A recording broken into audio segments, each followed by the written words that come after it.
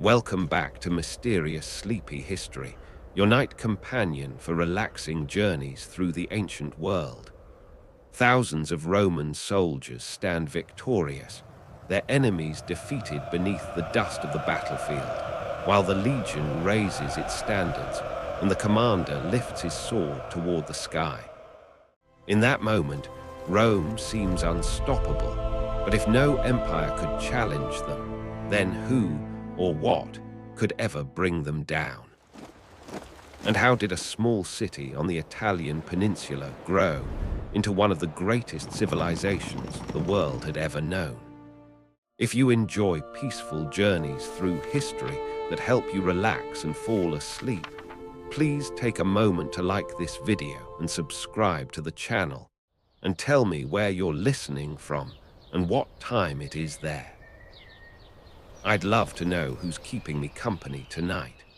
Now dim the lights, get comfortable, take a slow breath, and let the noise of the modern world slowly fade away as we travel through Rome's legendary beginnings, its mighty legions, its greatest emperors, its remarkable engineering, its glorious triumphs, and the mysteries behind its eventual collapse.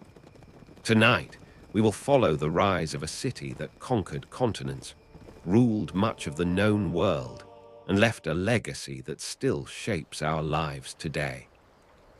So as you settle into the night, let us begin our journey through the rise, glory, and fall of the empire that once seemed impossible to defeat. This is the true story of the Roman Empire. If you had stood on the Italian peninsula nearly 3,000 years ago, you would not have seen an empire waiting to be born. There were no marble temples reflecting the sunlight, no endless stone roads stretching toward distant horizons, and certainly no disciplined legions preparing to conquer the known world. Instead, you would have found dozens of independent peoples living in scattered settlements, each with its own customs, leaders, and ambitions. None of them knew that one small community, almost impossible to distinguish from the others, would one day leave a mark on history greater than almost any civilization before or after it. That is what makes Rome such a remarkable story. The greatest mystery is not how Rome fell. The greatest mystery is how it rose at all. To understand that answer, we must begin with the land itself. Geography has shaped the destiny of nearly every great civilization. Egypt had the Nile. Mesopotamia had the Tigris and Euphrates. Greece had its islands and mountains. Rome, too, was shaped long before its people realized it. The Italian peninsula stretches deep into the Mediterranean Sea like a bridge connecting Europe with Africa and the Near East. Anyone traveling between the Western and Eastern Mediterranean would eventually pass near its shores. This central location would later allow Rome to control trade routes, move armies efficiently, and influence 3 continents at once. But centuries before Rome became powerful, this geography simply made Italy a place where different cultures constantly met, traded, fought, and exchanged ideas. Running down the center of the peninsula are the Apennine Mountains. Unlike the towering Alps in the north, which formed a formidable natural barrier protecting Italy from much of continental Europe, the Apennines divided the peninsula without completely separating its people. Valleys, passes, and rivers connected one community to another. This meant that tribes could remain independent while still interacting regularly. Trade flourished. So did conflict. Every generation brought new alliances, rivalries, and opportunities. Instead of growing in complete isolation, the people of Italy learned to adapt to an ever-changing political landscape. That constant competition quietly encouraged resilience, flexibility, and innovation. The climate also played an important role. Mild winters, warm summers, reliable rainfall, and fertile volcanic soil made much of central Italy well suited for agriculture. Wheat, barley, olives, grapes, beans, and fruit trees could all be cultivated successfully. Livestock grazed on nearby hills, while forests supplied timber for houses, tools, carts, and eventually ships. Unlike regions that depended upon a single great river flooding every year, much of Italy supported a more diverse agricultural economy. This diversity made communities less vulnerable to a single poor harvest and encouraged long-term stability. Our story narrows now to a region known as Asclatium, a broad plain in central Italy bordering the Tyrrhenian Sea. This was the homeland of the Latin peoples, a collection of closely related tribes sharing similar languages, religious traditions, and ways of life. They were not united under one king or government. Instead, each settlement remained largely independent while occasionally cooperating for trade, festivals, or military alliances. Among these settlements were places like Alba Longa, Lavinium, Gabii, and many others whose names are now familiar mainly to historians. At the time, however, Alba Longa appeared far more important than Rome.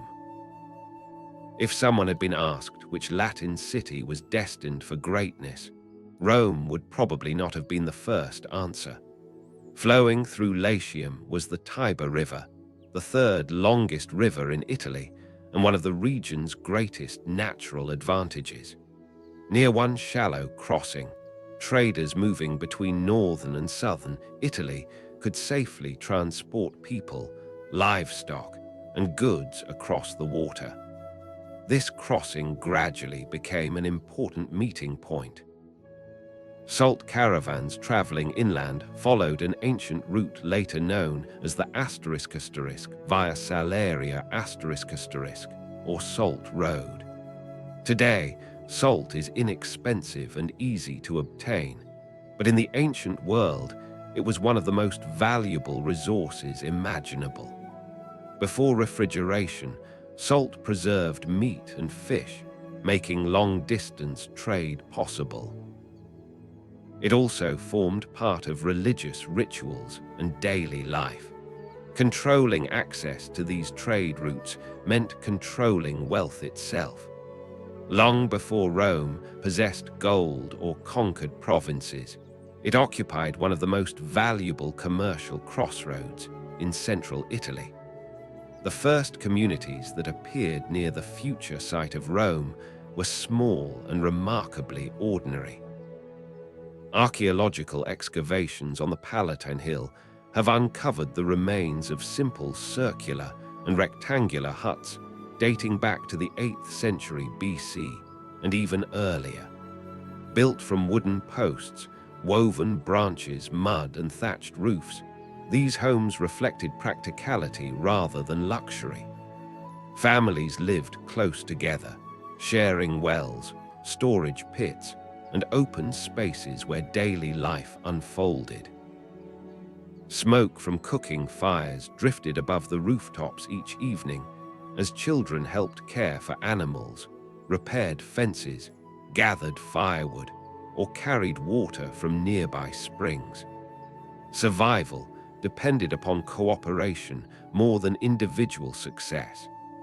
These early inhabitants belonged to the wider cultural world that archaeologists often associate with the later phases of the Villanovan culture and the emerging Iron Age societies of central Italy.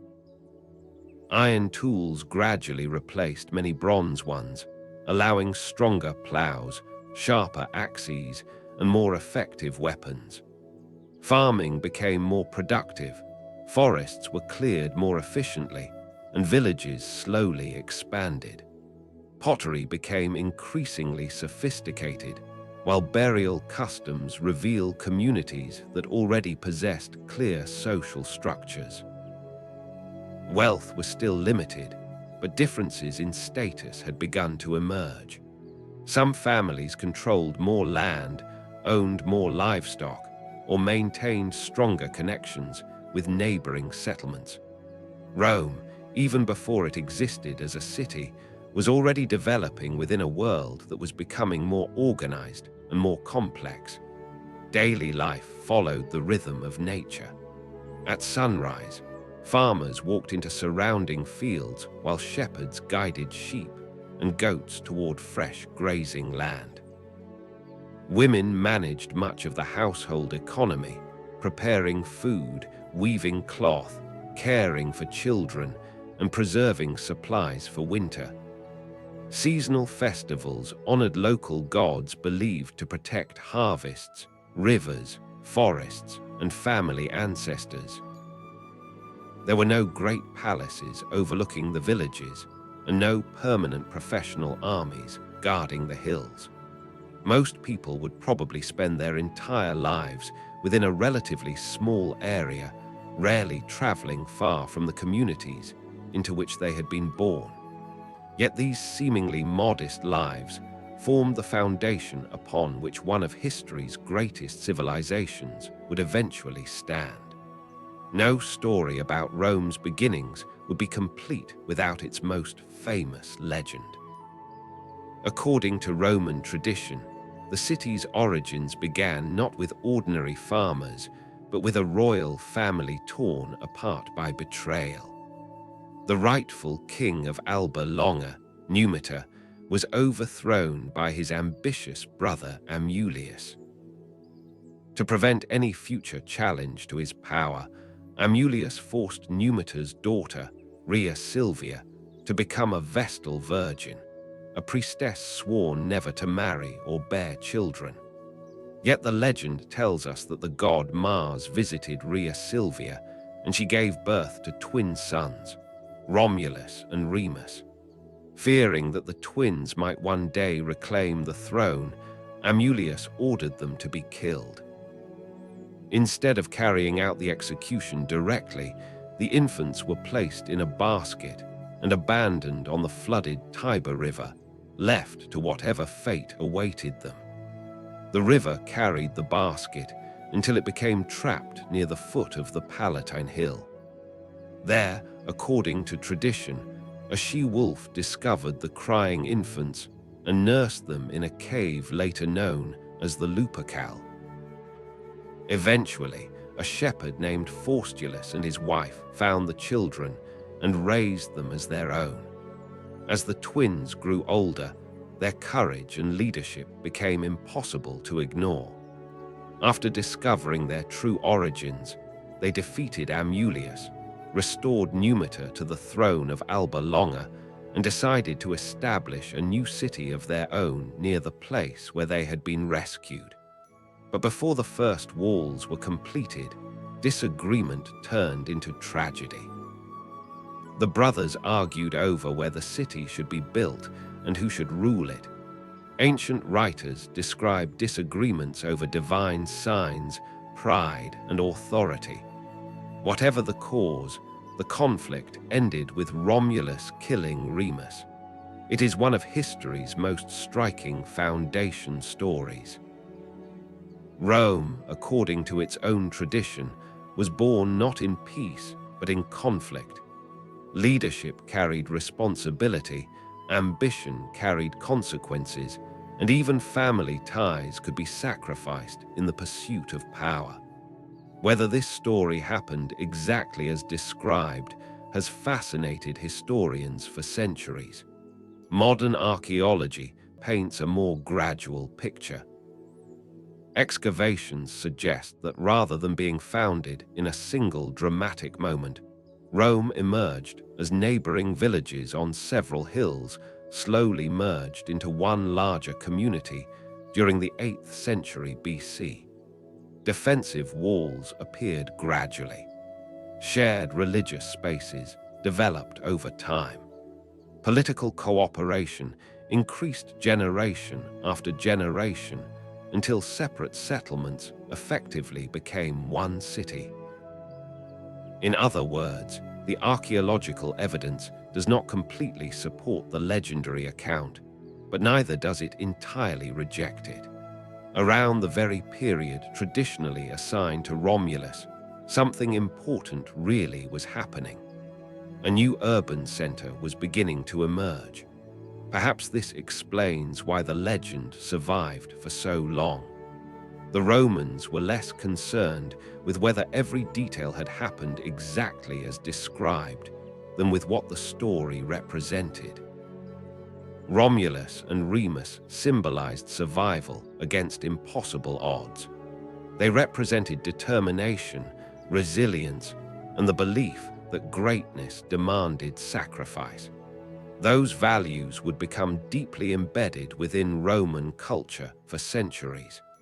The empire that eventually ruled the Mediterranean did not simply celebrate victory. It admired discipline, perseverance, and the willingness to place the state above the individual. Those ideals, whether inspired by legend or reality, shaped Roman identity from its earliest memories. At this point in our story, however, Rome was still little more than a growing Latin settlement surrounded by stronger neighbors and competing tribes. Nothing yet suggested that it would dominate Italy, let alone the known world. Larger cities existed. Wealthier kingdoms flourished. More advanced civilizations already possessed magnificent temples, written languages, and thriving economies. Rome had none of these advantages, yet it possessed something far more valuable, something easy to overlook because it grew slowly rather than dramatically. It was learning how to unite different peoples, absorb useful ideas, and build institutions that would outlast individual leaders. In the centuries ahead, those quiet foundations would prove far more powerful than anyone living beside the Tiber could possibly imagine. And the next step in that transformation would begin under the rule of Rome's first kings. When later generations looked back on Rome's earliest centuries, they did not simply remember a city ruled by kings. They remembered a city that was learning how to become a state. This distinction matters because many ancient settlements had rulers, but very few managed to build institutions that survived the rulers themselves. Rome's first 2.5 centuries were not defined by spectacular conquests or enormous wealth. They were defined by experimentation. Every generation added another piece to a system that would eventually allow one city to govern millions of people across 3 continents. According to Roman tradition, 7 kings ruled the city between its legendary founding in 753 BC and the establishment of the Republic in 509 BC. Whether every king truly existed exactly as later historians described remains uncertain, but together they formed the Romans' own explanation for how their society had developed. Interestingly, each king was remembered for a different achievement rather than simply for military victories. One supposedly organized the army, another created religious institutions, another expanded the city's territory, while others reshaped its economy, engineering, or political structure. Even if parts of these stories belong more to legend than history, they reveal what the Romans themselves believed made a civilization successful. The first king, Romulus, represented strength and survival. Roman writers credited him with creating the Senate, organizing the earliest military forces, and dividing the population into political groups that could be governed more efficiently. They also associated him with one of the most famous episodes in early Roman history, the so-called Sabine women. According to tradition, the young settlement lacked enough women to establish families, So Romulus invited neighboring tribes to a festival before abducting many of their daughters. Modern readers naturally find this story disturbing, yet Roman historians included it because it symbolized something larger. Rome was never intended to remain an isolated village. From its earliest legends, the city grew by absorbing outsiders and eventually turning former enemies into citizens. This ability to incorporate rather than simply destroy would later become one of the empire's greatest strengths. After Romulus came Numa Pompilius, a king remembered not for warfare but for peace. In many ways, Numa represented the opposite of his predecessor. While Romulus built an army, Numa was said to build institutions.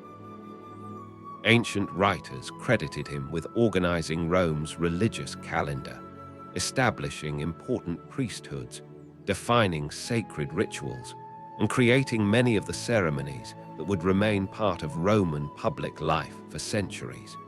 Whether every reform can truly be traced to one individual is doubtful, but the tradition reflects an important historical reality. Rome gradually transformed from a loose tribal community into a society governed by customs, laws, and religious obligations. For the Romans, discipline was never limited to soldiers. It also meant discipline in politics, religion, and everyday life. The third king, Tullus Hostilius, supposedly returned Rome to military expansion. Under his rule, conflicts with neighboring communities became more frequent, particularly against Alba Longa, one of the oldest Latin cities. Roman tradition tells the famous story of the Horatii and the Curiatii, two sets of triplet brothers chosen to fight on behalf of their cities rather than allowing thousands of soldiers to die in battle. Historians cannot confirm whether this duel actually occurred, yet the story illustrates Roman admiration for courage, duty, and sacrifice for the state. More importantly, the destruction of Alba Longa, whether gradual or sudden, strengthened Rome's influence throughout Latium and brought additional families, wealth, and military manpower into the growing city. The fourth king, Ancus Marcius, expanded Rome in a different direction. While previous rulers focused largely on military or religious affairs, Ancus recognized the importance of commerce. Tradition credits him with founding Ostia at the mouth of the Tiber River, creating what became Rome's first major port. Salt was among the most valuable commodities of the ancient world, essential not only for preserving food, but also for trade across Italy. Controlling access to the river and nearby salt routes increased Rome's economic importance considerably. Roads connecting the city to surrounding communities also became more organized during this period, allowing merchants, soldiers, and officials to move more efficiently. Rome was slowly discovering that prosperity depended just as much upon trade as upon conquest. The final three kings are closely associated with the growing influence of the Etruscans, one of the most sophisticated civilizations in pre-Roman Italy. By the 7th and 6th centuries BC, Etruscan cities possessed impressive engineering skills, advanced metalworking, monumental architecture, and highly organized religious traditions. Their influence upon early Rome was profound.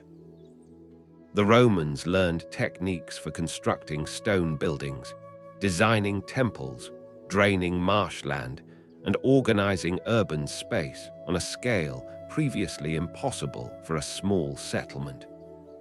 Tarquinius Priscus, traditionally regarded as the fifth king, is remembered as the ruler who transformed Rome into a true city.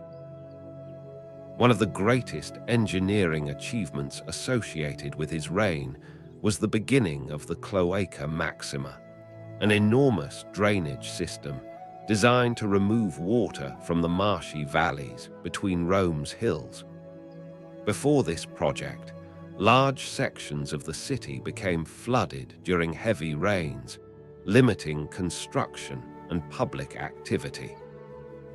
By reclaiming this land, the Romans created the open space that would eventually become the Roman Forum, the political and economic heart of the Republic and later the Empire. Even today, parts of the Cloaca Maxima still survive beneath modern Rome, reminding us that some of the city's oldest infrastructure proved astonishingly durable. Religion also became increasingly monumental during this period. Earlier sacred places had often consisted of simple shrines or open-air sanctuaries, but the Etruscan influence encouraged the construction of larger temples built upon raised stone platforms. The most famous was the Temple of Jupiter Optimus Maximus on the Capitoline Hill. Although completed after Tarquinius Priscus, its planning began during the royal period and reflected Rome's growing confidence. It was more than a religious building. It symbolized the city's political ambitions and its belief that divine favor accompanied Roman expansion. Every victorious general would one day climb the Capitoline Hill to offer thanks at this temple, linking military success with religious devotion. The sixth king, Servius Tullius, was remembered as one of Rome's greatest reformers. Ancient historians credited him with conducting one of the earliest censuses, dividing citizens into economic classes based upon wealth rather than purely family background, and reorganizing military service accordingly. This was a remarkable development. Instead of asking every citizen to contribute equally, Rome increasingly expected each individual to support the state according to his resources. Wealth determined military equipment, taxation, and political responsibilities. Although far from equal by modern standards, these reforms created a more organized society capable of mobilizing far greater numbers of soldiers than many neighboring communities. Servius was also associated with expanding the city's defensive walls, reflecting Rome's growing regional importance. Whether the famous Servian wall seen today belongs entirely to his reign is debated, but the tradition itself demonstrates that security remained a constant concern. Rome was becoming wealthier, larger, and more influential. Those successes inevitably attracted rivals. The final king, Lucius Tarquinius Superbus, remembered as Tarquin the Proud, stands in sharp contrast to the rulers who came before him. Roman writers portrayed him as ambitious, authoritarian, and increasingly dismissive of both the Senate and long-established customs. He completed impressive public works and continued expanding Rome's influence, yet ancient authors argued that he relied more upon fear than cooperation. Whether this portrayal was entirely fair remains uncertain, since nearly all surviving accounts were written after the monarchy had already fallen. Nevertheless, the Romans deliberately used Tarquin's story as a warning about the dangers of unchecked power. That warning reached its climax with the tragedy of Lucretia. According to tradition, Sextus Tarquinius, the king's son, assaulted Lucretia, the respected wife of a Roman nobleman. After revealing what had happened, she took her own life rather than live with the dishonor forced upon her. The event shocked the Roman aristocracy. Led by Lucius Junius Brutus, influential families and military leaders rose against the monarchy. In 509 BC, Tarquin was expelled from the city, bringing nearly 2.5 centuries of kingship to an end. More importantly, the Romans made a decision that would define their political identity for the next 500 years. They swore that no king would ever rule Rome again. This oath became one of the most powerful ideas in Roman history. Instead of placing absolute authority in the hands of a single ruler, they began constructing a republic built upon elected magistrates, annual offices, and a senate that would share responsibility for governing the state. The system was imperfect and often favored wealthy elites, but it introduced an extraordinary principle for its age. Power should be divided because concentrated power eventually becomes dangerous. Ironically, this lesson, learned during the Age of Kings, would become one of the greatest reasons behind Rome's future success. Yet a new challenge was already waiting beyond the city walls. Rome had changed its government, but it had not changed its neighbors. Powerful enemies still surrounded the young republic, and the battles that followed would determine whether this bold political experiment would survive or disappear before history ever remembered its name. When the last king was driven from Rome in 509 BC, the city did not simply replace one ruler with another. Instead, it attempted something far more ambitious. The Romans believed they had learned a painful lesson from the monarchy. No matter how capable a king might appear, too much power placed in the hands of one individual would eventually threaten the freedom of everyone else. Their solution was revolutionary for its time. Rather than asking who should become the next king, they asked a completely different question. What kind of government could prevent another king from ever appearing again? The answer became one of the most influential political experiments in human history, the Roman Republic. Although it was far from a modern democracy, the Republic introduced ideas about shared authority, public responsibility, and the rule of law that would shape governments for more than 2,000 years. Ironically, many of the institutions that later allowed Rome to conquer much of the known world were created not for expansion, but to prevent tyranny at home. The word res publica *, from which we derive the word republic, literally means the public matter or the affair of the people. To the Romans, the state no longer belonged to a king. It belonged to the Roman people collectively. Of course, this did not mean every citizen possessed equal political power. Roman society remained deeply hierarchical, and wealthy aristocratic families continued to dominate public life. Yet the principle itself represented a remarkable departure from the monarchies surrounding Rome. Government would now operate through a network of offices, assemblies, traditions, and legal customs rather than the personal authority of a single ruler. No institution stood entirely above the others. Instead, each was expected to limit the power of the rest. At the heart of this new system stood the Senate. Although the Senate had existed in some form during the monarchy, its influence expanded enormously after the kings were expelled. The word Senate comes from the Latin senex *, meaning old man, reflecting its origins as a council of respected elders.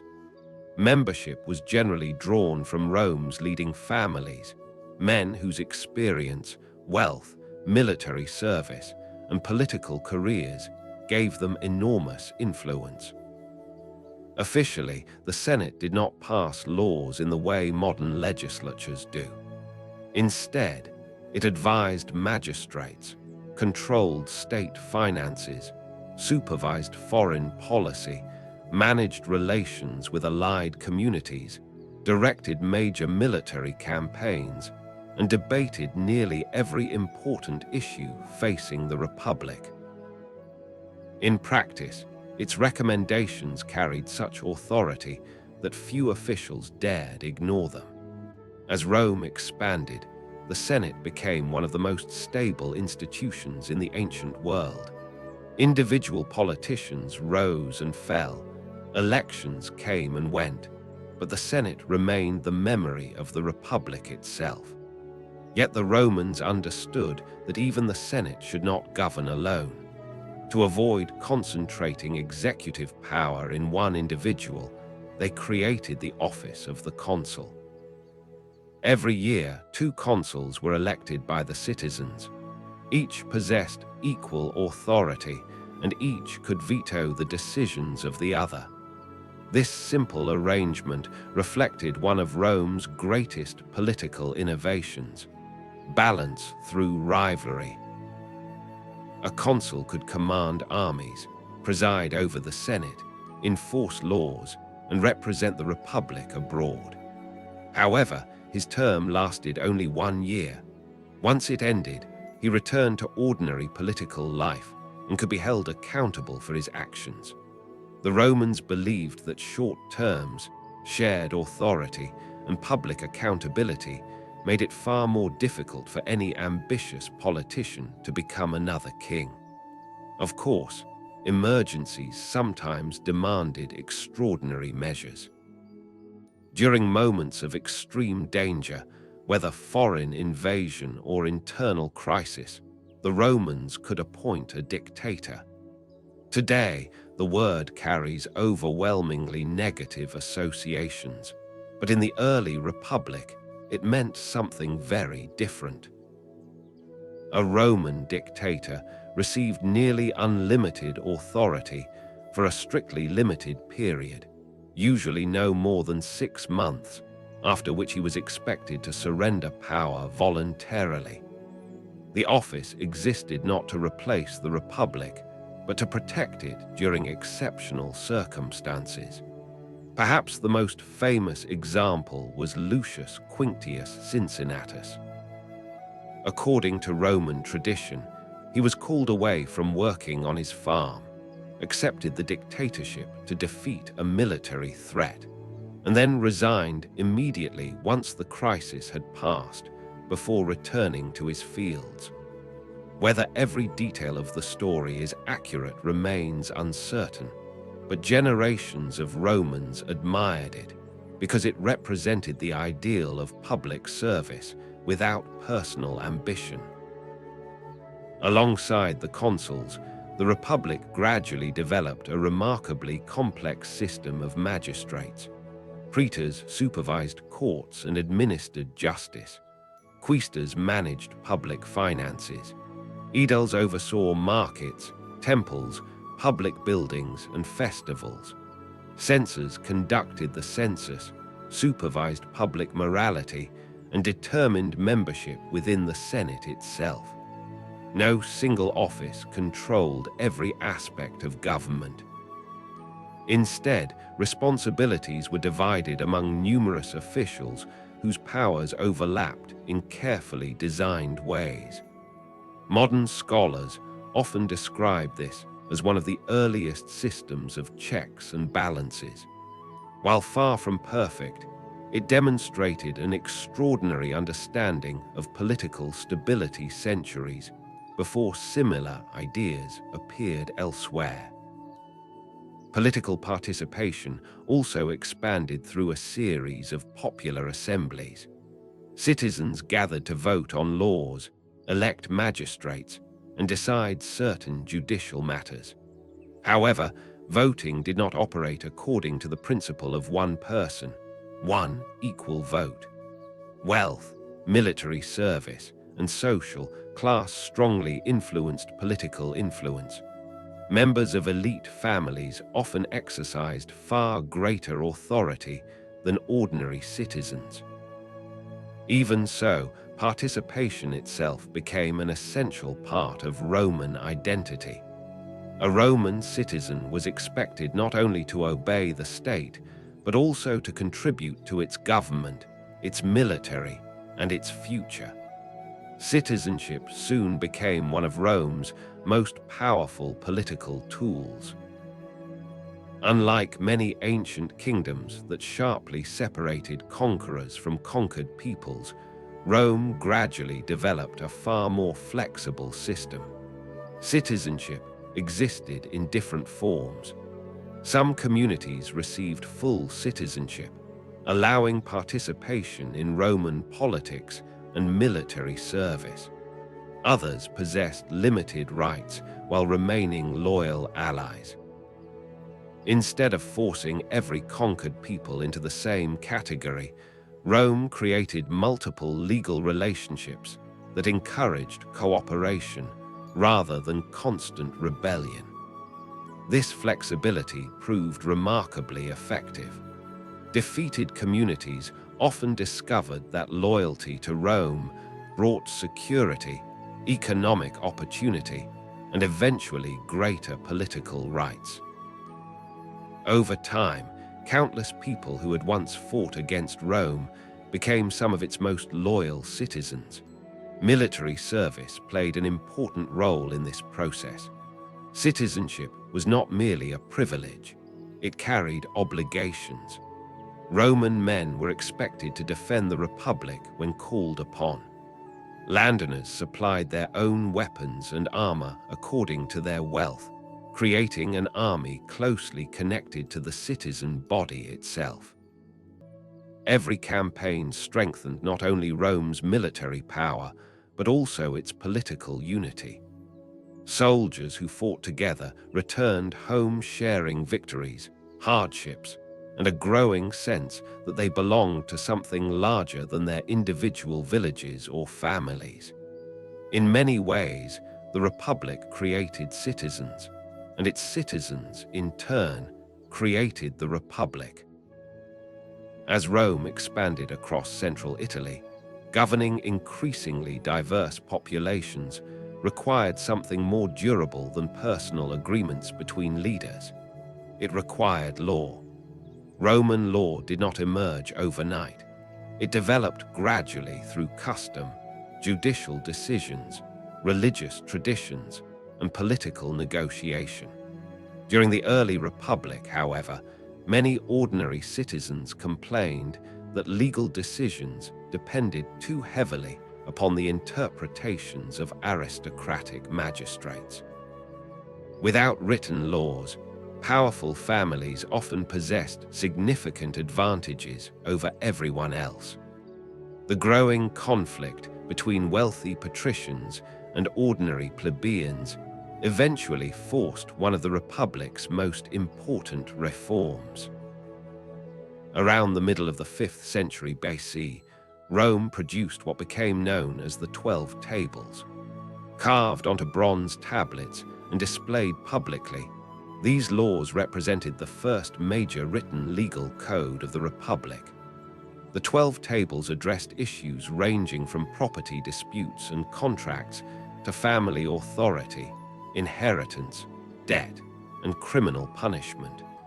By modern standards, many of the laws appear severe, and social inequalities remained deeply embedded within the system. Nevertheless, their significance cannot be overstated. For the first time, ordinary citizens could know the laws governing them. Justice was no longer intended to depend entirely upon the private knowledge of elite magistrates. Instead, the law itself became something visible, permanent, and shared. This respect for law gradually became one of Rome's defining characteristics. The Republic understood that armies might win battles, but stable institutions won generations. Roman officials constantly debated legal questions, negotiated treaties, established procedures, and recorded decisions with extraordinary care. Contracts encouraged commerce. Courts settled disputes. Citizenship expanded loyalty.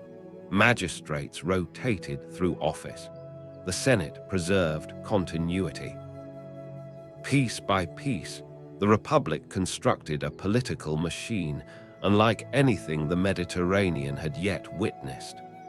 Looking back, it becomes clear that Rome's greatest innovation during these centuries was not a weapon, a fortress, or a battlefield victory. It was organization. While neighboring kingdoms often depended upon the abilities of individual rulers, Rome built institutions capable of surviving weak leaders, political disagreements, and military defeats. Those institutions gave the Republic resilience. They allowed Rome to recover from setbacks that might have destroyed other states. Yet institutions alone could not guarantee survival. Beyond the borders of the young Republic stood rival peoples, powerful kingdoms, and ambitious generals who had no intention of allowing Rome to dominate Italy unchallenged. Before Rome could rule the Mediterranean, it would first have to prove itself on the battlefield. And in those coming wars, the discipline of its citizens would soon be tested against some of the greatest military commanders the ancient world had ever produced. When the Roman Republic was founded, its leaders were not dreaming of ruling the Mediterranean. Their ambitions were far more modest. Survival came first. Powerful neighbors surrounded Rome on every side. The Etruscans still dominated much of northern Italy. The Samnites controlled the rugged central mountains. Greek cities flourished in the south, while Celtic tribes periodically crossed the Alps from the north. Every frontier presented a different challenge. If the Republic hoped to survive, it first had to secure Italy itself. Yet something remarkable happened during those centuries of almost constant warfare. Every victory taught Rome how to fight more effectively. Every defeat forced it to improve. Unlike many ancient states that collapsed after a military disaster, Rome developed an extraordinary ability to learn from failure. That quality, perhaps more than bravery alone, transformed a regional republic into the greatest military power of the ancient world. The Roman army that emerged during the Republic looked very different from the disciplined legions that later marched beneath the banners of Julius Caesar. Early Roman soldiers fought in formations heavily influenced by the Greek hoplite phalanx. Men stood shoulder to shoulder, carrying large shields and long spears, presenting an almost unbreakable wall against enemy infantry. This system worked reasonably well on flat ground, but central Italy was anything but flat. Hills, forests, rivers, and uneven terrain frequently broke apart tightly packed formations. During long wars against the Samnites, Rome gradually abandoned the rigid phalanx in favor of something much more flexible. Out of necessity came innovation. The Roman legion evolved into a force divided into smaller tactical units capable of moving independently while still supporting one another. Instead of one massive formation, commanders could now adapt to changing terrain and unexpected situations. Soldiers trained relentlessly, not only to fight bravely, but to maneuver with precision under pressure. Discipline became the defining characteristic of the Roman army. A legionary was expected to march long distances, carrying heavy equipment, build fortified camps at the end of each day's march, maintain his weapons, obey orders without hesitation, and continue fighting even after suffering enormous losses. Training often proved harder than battle itself, because Roman commanders believed exhausting preparation saved lives during war. Equipment also reflected practicality rather than elegance. The large, curved shield, known as the scutum, protected much of the soldier's body while allowing formations to lock together. The short sword, or gladius, was designed primarily for stabbing at close range, making it devastating during disciplined infantry combat. Before closing with the enemy, legionaries threw heavy javelins called pila. Their soft iron shanks bent upon impact, preventing opponents from throwing them back and often making enemy shields too cumbersome to use effectively. Every piece of equipment served a specific purpose. Nothing existed merely for appearance. This practical philosophy mirrored Rome itself. Efficiency mattered more than spectacle. As Rome gradually defeated rival peoples across Italy, another advantage became increasingly important. Unlike many conquerors who simply demanded tribute, the Romans often incorporated defeated communities into their growing political system. Some received full citizenship, others partial rights, while many became loyal allies obligated to provide soldiers during wartime. This network dramatically expanded Rome's manpower. Every victory strengthened the Republic rather than stretching it beyond its limits. Defeated enemies frequently became future partners. It was an extraordinarily effective strategy that allowed Rome to field armies far larger than many rival states. By the early 3rd century BC, Rome had emerged as the dominant power in Italy. Yet beyond the peninsula lay another great power whose interests increasingly collided with Roman expansion. Across the Mediterranean, on the coast of North Africa, stood the wealthy city of Carthage. Founded centuries earlier by Phoenician settlers from Tyre, Carthage had become one of the richest commercial empires in the ancient world. Its merchant fleets dominated Western Mediterranean trade. Its harbors welcomed ships carrying silver from Spain, grain from North Africa, luxury goods from the Eastern Mediterranean, and countless other products moving between continents. While Rome excelled on land, Carthage ruled the sea. At first, the two powers maintained an uneasy coexistence. Treaties divided spheres of influence, and neither side sought immediate confrontation. But the island of Sicily lay between them like an irresistible prize. Fertile, strategically located, and economically valuable, Sicily became the spark that ignited one of history's greatest rivalries. In 264 BC, the First Punic War began. For Rome, the challenge was unprecedented. The Republic possessed almost no significant navy, while Carthage commanded one of the finest fleets in existence. Most civilizations facing such a disadvantage might have accepted defeat before the fighting even began. Rome chose a different approach. According to ancient sources, the Romans captured a damaged Carthaginian warship, carefully studied its design, and then built an entire fleet based upon it. Once again, Rome demonstrated one of its defining characteristics. It did not hesitate to learn from its enemies. Recognizing that Carthaginian sailors possessed generations of maritime experience, Roman commanders sought to transform naval combat into something their soldiers understood better: infantry battle. They invented the corvus, a boarding bridge fitted with a large iron spike. As enemy ships approached, the bridge crashed onto the opposing deck, locking both vessels together. Roman legionaries then stormed across and fought hand-to-hand, turning sea battles into land battles fought upon floating platforms. The innovation proved remarkably successful during the early stages of the war and demonstrated once more that Roman strength often lay not in superior technology, but in creative adaptation.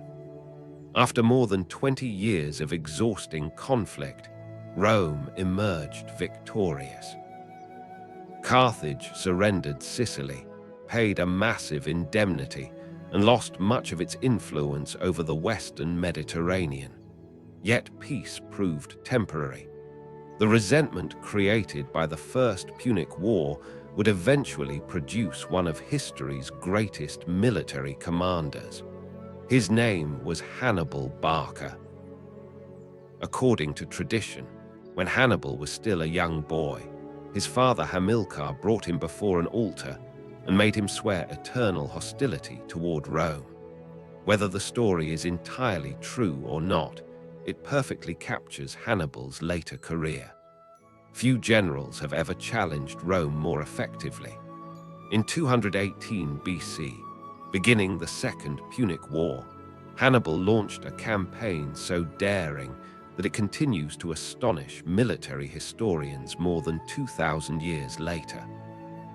Instead of attacking Rome by sea, where Roman naval power had grown considerably, Hannibal chose the impossible. He marched his army from Spain across southern France, crossed the Rhone River, and then led tens of thousands of soldiers, cavalry, and war elephants over the snow-covered Alps. The journey itself killed thousands of men and animals. Steep mountain passes, freezing temperatures, hostile tribes, landslides, and starvation threatened the expedition at every step. Yet against every expectation, Hannibal emerged into northern Italy with an army still capable of fighting. The victories that followed became legendary. At the Battle of the Trebia, Roman forces were outmaneuvered and destroyed. At Lake Trasimene, Hannibal carefully concealed his troops among the surrounding hills before launching one of history's largest successful ambushes. Entire Roman armies were trapped between mountains and the lake with almost no chance of escape. Then came Cannae in 216 BC, a battle still studied in military academies around the world. Hannibal deliberately allowed the center of his line to fall back while his stronger flanks surrounded the advancing Romans. Cavalry completed the encirclement from behind. Trapped on every side, tens of thousands of Roman soldiers were killed. It remains one of the most devastating defeats ever suffered by a major army. For many civilizations, Cannae would have marked the end. Yet Rome refused to surrender. The Senate continued meeting. New armies were raised almost immediately. Citizens accepted heavier taxes and longer military service.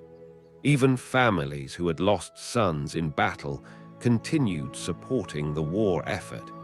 Hannibal repeatedly defeated Roman armies, but he could not break the Republic itself.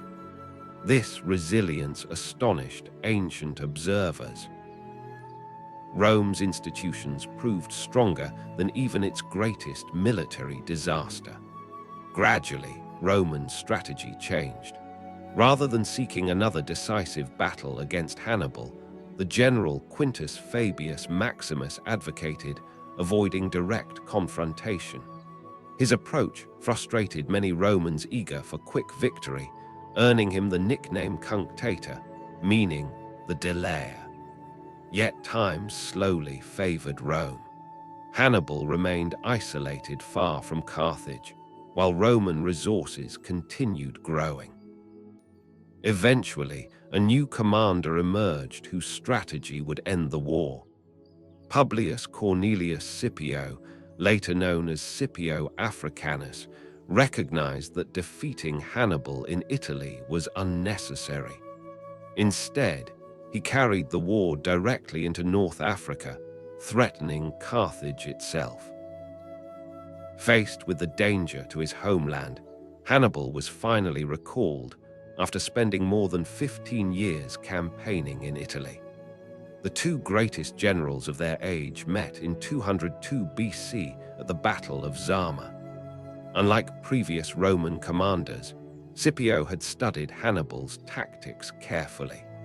He reorganized his formations to neutralize the famous Carthaginian war elephants, leaving open lanes through which the charging animals could pass with minimal damage.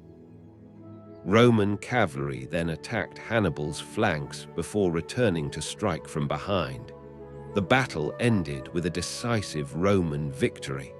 Hannibal escaped, but Carthage never fully recovered. Rome had finally defeated its greatest rival. The consequences reached far beyond the battlefield. Following the Punic Wars, Rome controlled Sicily, Sardinia, Corsica, Spain, and eventually much of North Africa. Soon afterward, campaigns in Greece and the eastern Mediterranean brought Macedonia, Asia Minor, and countless wealthy cities under Roman influence. Merchant ships carrying grain, wine, olive oil, marble, precious metals, spices, slaves, and luxury goods increasingly sailed beneath the protection of Roman power. The Mediterranean itself gradually became known by the Romans as Mare Nostrum, our sea. It was an astonishing transformation.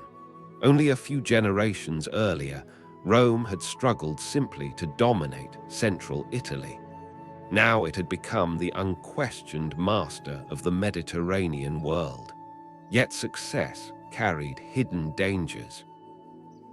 Every victory brought unimaginable wealth, enormous territories, ambitious generals, and growing social inequality.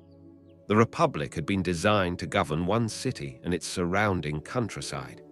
Could those same institutions govern an empire stretching across 3 continents? For the moment, Rome appeared stronger than ever.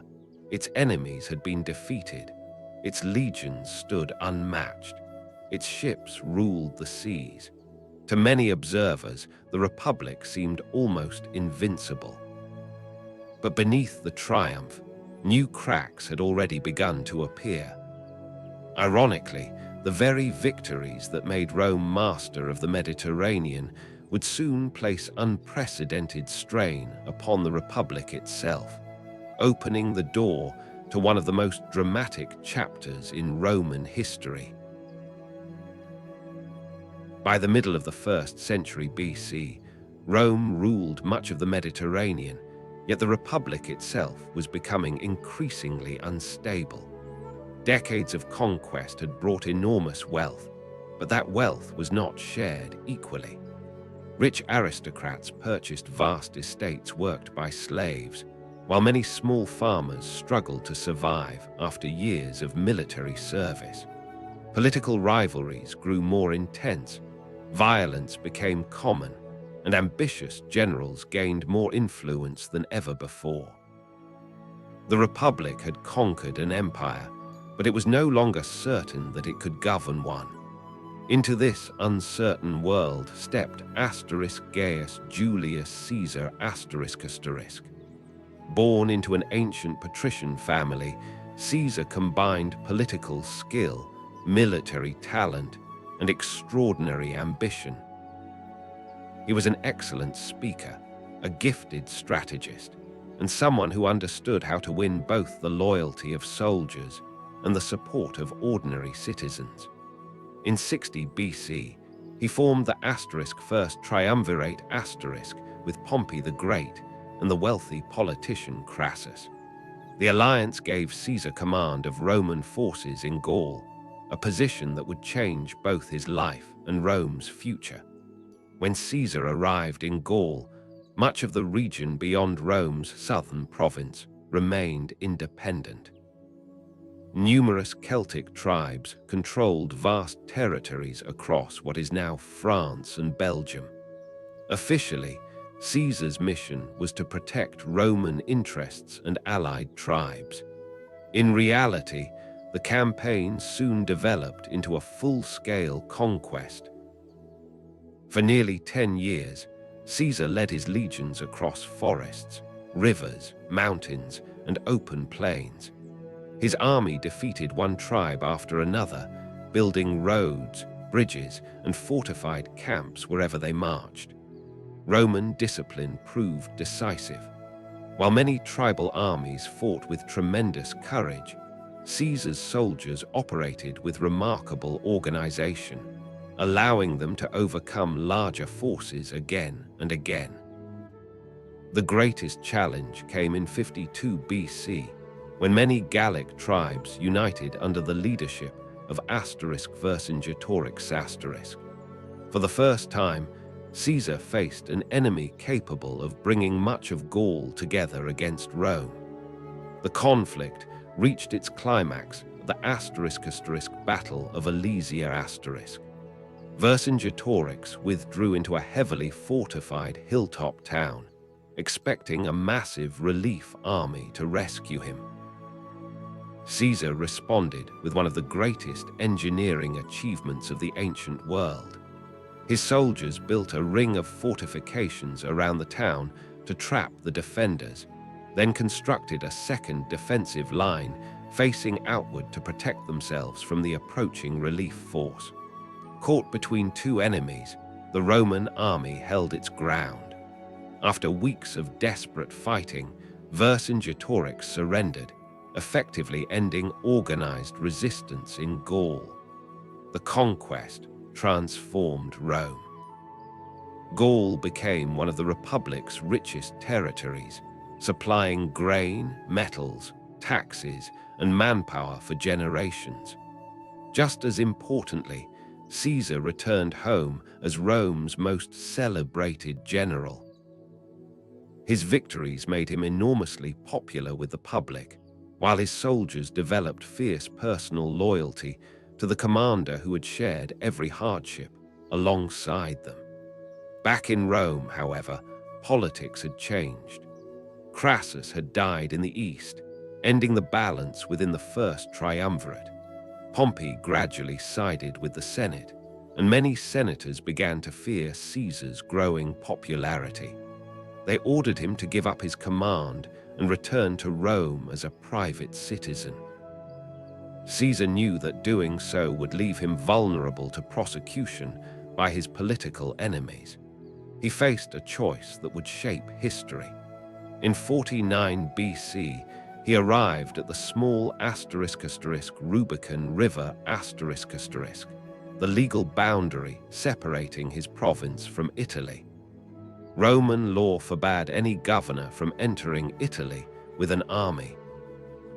Crossing that river would mean open rebellion against the Republic. Turning back would likely end his political career. Caesar chose to cross. With that decision, centuries of Republican tradition were broken. Civil war began almost immediately. Pompey and many senators fled Rome to gather their forces in Greece, while Caesar advanced into Italy with little resistance. Over the next several years, the conflict spread across the Mediterranean. The decisive battle came at Pharsalus* in 48 BC, where Caesar defeated Pompey's larger army through superior experience and discipline. Pompey escaped to Egypt, but was assassinated shortly after arriving there. Caesar emerged as the undisputed leader of the Roman world. He was appointed dictator, introduced important reforms, expanded the Senate, settled veterans on new lands, and reorganized parts of the government. His most lasting achievement was the creation of the Julian calendar ***, a remarkably accurate system that became the foundation of the calendar still used around the world today. Yet Caesar's greatest victory also revealed the Republic's greatest weakness. For generations, Rome had feared the return of monarchy. Now one man controlled its armies, its government, and much of its future. To many Romans, Caesar appeared not simply as a successful leader, but as someone whose power had become too great for the Republic itself. The man who had conquered Gaul and won the civil war seemed unstoppable. But within the Senate, a conspiracy was already taking shape, one that would forever change the course of Roman history. When Julius Caesar defeated Pompey and emerged victorious from the civil war, many Romans believed the years of conflict were finally over. After decades of political violence and military campaigns, the Republic seemed to have found a leader strong enough to restore stability. Caesar returned to Rome surrounded by honor and admiration. He rewarded his veterans, introduced reforms, reorganized parts of the government, and expanded opportunities for people living in the provinces. He also introduced the Julian calendar, a remarkably accurate calendar that, with small modifications, still forms the basis of the calendar used throughout much of the world today. Yet Caesar's growing power also frightened many members of the Senate. For centuries, Romans had taken pride in living without kings. Although Caesar never officially claimed that title, he accepted extraordinary honors and was eventually named dictator for life. To his supporters, these honors recognized the man who had saved Rome. To his opponents, they were signs that the Republic itself was coming to an end. A group of senators decided that Caesar had become too powerful. Led by men including Brutus and Cassius, they formed a conspiracy, believing they could preserve the Republic by removing its most influential leader. On March 15, 44 BC, remembered as the Ides of March, Caesar attended a meeting of the Senate. There, the conspirators surrounded him and stabbed him to death. The assassination shocked the Roman world. The conspirators expected to be celebrated as defenders of liberty, but instead Rome descended into confusion. Caesar was gone, yet none of the Republic's problems had been solved. His death created a new struggle for power rather than restoring the old political system.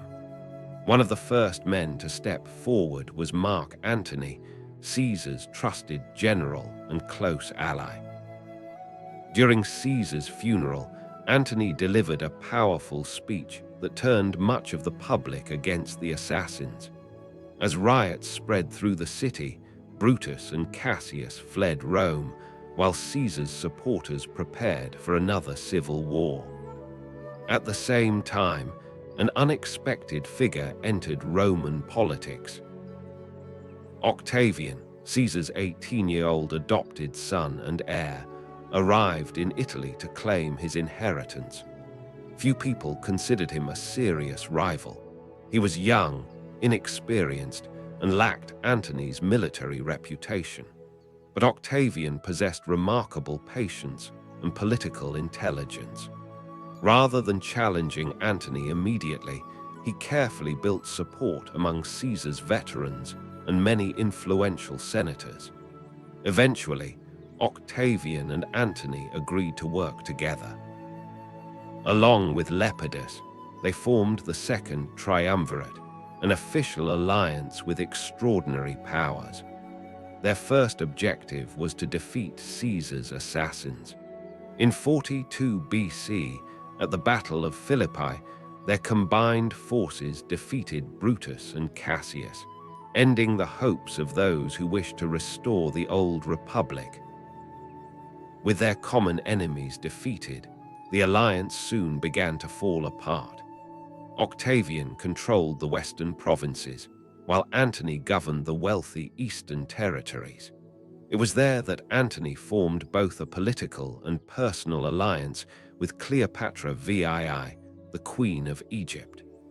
Cleopatra was one of the ancient world's most capable rulers. Highly educated and politically skilled, she hoped to preserve Egypt's independence by working with Rome's most powerful leaders. Together, Antony and Cleopatra became one of history's most famous couples.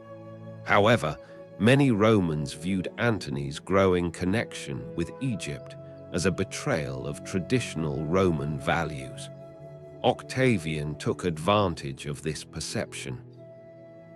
He launched a careful propaganda campaign, presenting himself as the defender of Rome, while portraying Antony as a man who had placed the interests of Cleopatra above those of his own country. Whether that image was completely fair mattered less than the fact that many Romans believed it. The rivalry finally ended in 31 BC at the Battle of Actium, one of the most decisive naval battles in ancient history. Octavian's fleet, commanded by the brilliant general Marcus Agrippa, defeated the combined forces of Antony and Cleopatra. The following year, Octavian invaded Egypt. Facing certain defeat, Antony took his own life. Cleopatra soon followed, bringing an end to the Ptolemaic kingdom that had ruled Egypt since the time of Alexander the Great. With Egypt under Roman control, Octavian stood alone as the undisputed ruler of the Roman world. Yet he had learned an important lesson from Caesar's fate. Romans still hated the idea of kingship. Instead of declaring himself king, he carefully preserved the appearance of the Republic while gradually concentrating power in his own hands. In 27 BC, the Senate granted him the title Augustus, meaning the revered one. Officially, Rome remained a republic. The Senate continued to meet, elections were still held, and traditional offices remained in place. In reality, however, Augustus controlled the army, foreign policy, and the empire's most important decisions. Without openly abolishing the Republic, he had created something entirely new. Historians consider this moment the beginning of the Roman Empire. Under Augustus, Rome entered a long period of stability known as the Pax Romana, or Roman peace. Trade expanded across the Mediterranean, new roads and public buildings were constructed, cities flourished, and the empire grew wealthier than ever before. After generations of civil war, Augustus gave Rome something it had desperately wanted: peace. Ironically, the Republic had been created centuries earlier to prevent one man from holding absolute power. Yet after years of conquest, political rivalry, and civil war, Rome willingly accepted the rule of a single leader once again. The difference was that this ruler was no longer called a king. He was called Augustus, the first Roman emperor. With his rise, one chapter of Roman history ended, and another, the age of the emperors, had finally begun. By the time Augustus died in AD 14, Rome had been transformed beyond recognition. The civil wars that had nearly destroyed the Republic were over, and a new political system had brought stability to an empire stretching across 3 continents. Augustus left behind not only a stronger government, but also a peaceful succession that allowed future emperors to build upon his achievements. For the next 2 centuries, Rome entered what historians often call the Pax Romana, or the Roman peace, one of the longest periods of stability and prosperity in ancient history. The Pax Romana did not mean there were no wars. Roman armies continued to defend borders and occasionally expand the empire. But within much of the Roman world, trade flourished, cities grew, and millions of people lived without experiencing the large-scale civil wars that had once become almost routine. Merchants could travel from Britain to Egypt using Roman roads and sea routes protected by Roman soldiers. Goods, ideas, languages, and cultures moved across the empire more easily than ever before. As the empire expanded, so did Rome itself. It became the largest city in the ancient world, with a population that may have exceeded 1 million people. Its streets were filled with merchants from distant provinces, government officials, craftsmen, philosophers, soldiers, and travelers, speaking dozens of different languages. Grain from Egypt fed the city's population, while luxury goods from India, Arabia, and China reached Roman markets through vast international trade networks. Few cities in history had ever connected so much of the known world. Among the emperors who ruled during this remarkable period, Trajan became one of Rome's greatest military leaders. Ascending to the throne in AD 98, he combined capable leadership with military ambition. Under his command, Rome conquered Dacia, located in much of present-day Romania. The victory brought enormous wealth to the empire, particularly through its rich gold mines. Trajan later campaigned against the Parthian Empire in the east, pushing Roman territory farther than ever before.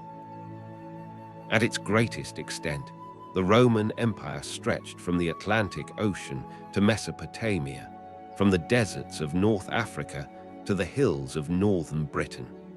Never again would Rome control so much land, yet conquest alone could not sustain such a vast empire. Trajan's successor, Hadrian, understood that Rome's greatest challenge was no longer expansion, but preservation. Rather than seeking endless new wars, Hadrian focused on strengthening what Rome already possessed. He traveled extensively throughout the empire, personally inspecting provinces, meeting local officials, and supervising construction projects. His most famous achievement remains Hadrian's Wall in northern Britain, a massive defensive barrier stretching across the island. It was not designed to conquer new lands, but to secure Rome's frontier, demonstrating a significant shift in imperial strategy. Rome had grown large enough. Now it needed to protect its borders. Hadrian also admired Greek culture deeply and invested heavily in architecture, education, and public building projects. Temples, libraries, theaters, and cities throughout the empire benefited from imperial support. Under his rule, Rome was not only a military power, but also a center of culture and learning. Several decades later came another emperor whose reputation rested less on conquest and more on character. Marcus Aurelius, who ruled from AD 161 to 180, is remembered today as the philosopher emperor. Unlike many rulers, he left behind not only political achievements, but also personal reflections. While leading military campaigns along the empire's northern frontier, Marcus Aurelius wrote a series of private notes that later became known as meditations. In these writings, he reflected on duty, self-control, justice, and the temporary nature of power. His words continue to be read nearly 2,000 years later, offering insight into the mind of one of history's most thoughtful rulers.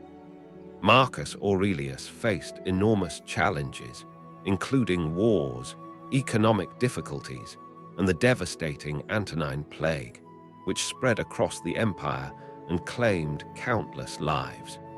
Even during these hardships, he remained committed to the responsibilities of leadership. His reign is often viewed as the final chapter of Rome's golden age before more serious problems began to emerge. By the 2nd century AD, Rome had become the most powerful state the world had yet seen. Nearly 1/4 of the world's population lived under Roman rule. The empire controlled thousands of kilometers of coastline, countless cities, and an enormous network of roads connecting distant provinces. Its currency was widely accepted, its laws shaped everyday life, and its armies discouraged almost any potential rival. Whether someone lived in Spain, Egypt, Syria, or Gaul, they shared membership in a political system that stretched farther than any previous Mediterranean civilization. What made Rome truly remarkable was not simply the size of its territory, but its ability to govern such diversity. Hundreds of peoples, speaking different languages and following different traditions, lived within the same empire. Local customs were often respected as long as taxes were paid and loyalty to Rome remained intact. This flexibility allowed the empire to remain stable for generations despite its immense size. From the outside, Rome seemed almost unstoppable. Its borders were secure, its economy flourished, its cities prospered, and its emperors commanded resources beyond the imagination of earlier rulers. Yet maintaining such a vast empire required more than strong armies and capable leaders. It depended upon something equally important: extraordinary engineering.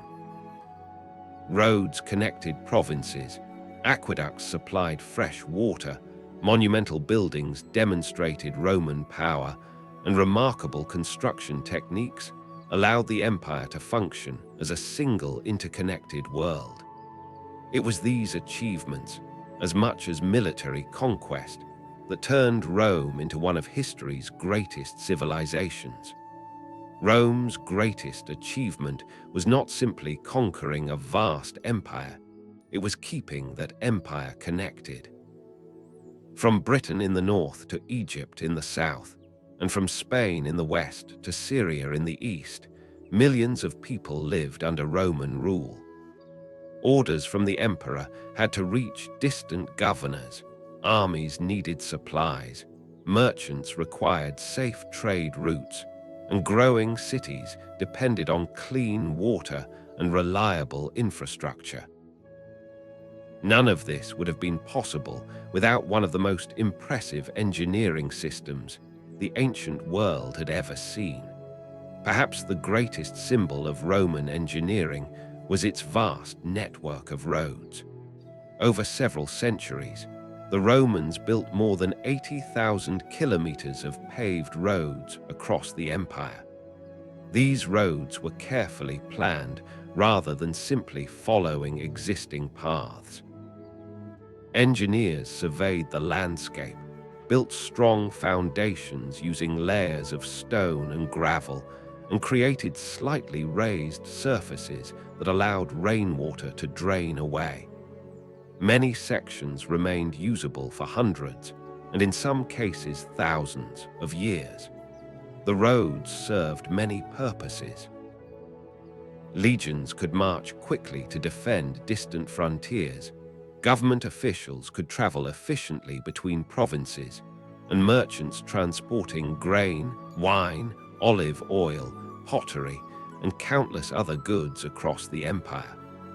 The famous saying, "All roads lead to Rome," reflected more than geography. It described an entire transportation system designed to place Rome at the center of the ancient world. Cities also depended on another remarkable innovation: the aqueducts. As Rome's population grew into the hundreds of thousands, and eventually over 1 million people, nearby wells and rivers could no longer supply enough clean water. Roman engineers solved this problem by constructing long channels that carried fresh water from distant springs, often dozens of kilometers away. Many aqueducts crossed valleys on magnificent rows of stone arches, creating some of the most recognizable structures of the ancient world. Although these towering bridges are famous today, much of each aqueduct actually ran underground to protect the water from contamination and reduce evaporation. Using only gravity, Roman engineers maintained an incredibly gentle downward slope over enormous distances. The water supplied homes, fountains, bathhouses, gardens, workshops, and public buildings every day. Reliable access to clean water helped make Roman cities healthier, cleaner, and more comfortable than most other cities of the ancient world. Roman engineering reached its artistic peak in monumental architecture. One of the finest surviving examples is the Pantheon, rebuilt during the reign of Emperor Hadrian in the 2nd century AD. From the outside, its classical columns reflect traditional Greek influence, but inside stands an extraordinary concrete dome that remains the largest unreinforced concrete dome ever constructed. At its center is the famous oculus, a circular opening that allows sunlight to illuminate the interior while also connecting the temple symbolically with the heavens. Nearly 2,000 years later, the Pantheon remains one of the best preserved buildings from ancient Rome and continues to inspire architects around the world. If the Pantheon demonstrated Roman engineering, the Colosseum demonstrated Roman ambition. Completed in AD 80, it became the largest amphitheater ever built by the Romans, capable of holding around 50,000 spectators. Here, crowds gathered to watch gladiator contests, animal hunts, public ceremonies, and dramatic performances. Beneath the arena floor lay an enormous network of underground corridors known as the hypogeum, where animals, scenery, and performers waited before being lifted onto the stage using elevators and mechanical platforms. The building itself reflected remarkable planning, allowing tens of thousands of spectators to enter and leave quickly through carefully designed passageways. The Romans also transformed the way buildings were constructed through their use of concrete. Unlike many earlier civilizations that relied mainly on massive stone blocks, Roman concrete allowed builders to create larger domes, wider bridges, stronger harbors, and more complex public buildings. Combined with arches and vaults, it gave Roman architects a freedom that few ancient civilizations had ever enjoyed. Many of these structures survived earthquakes, floods, and centuries of weather, proving the remarkable durability of Roman construction techniques. Engineering touched nearly every part of daily life. Public baths offered places to wash, exercise, and socialize. Bridges connected communities separated by rivers. Harbors improved trade throughout the Mediterranean. Sewers carried waste away from crowded cities, while public fountains provided fresh water to neighborhoods across the empire.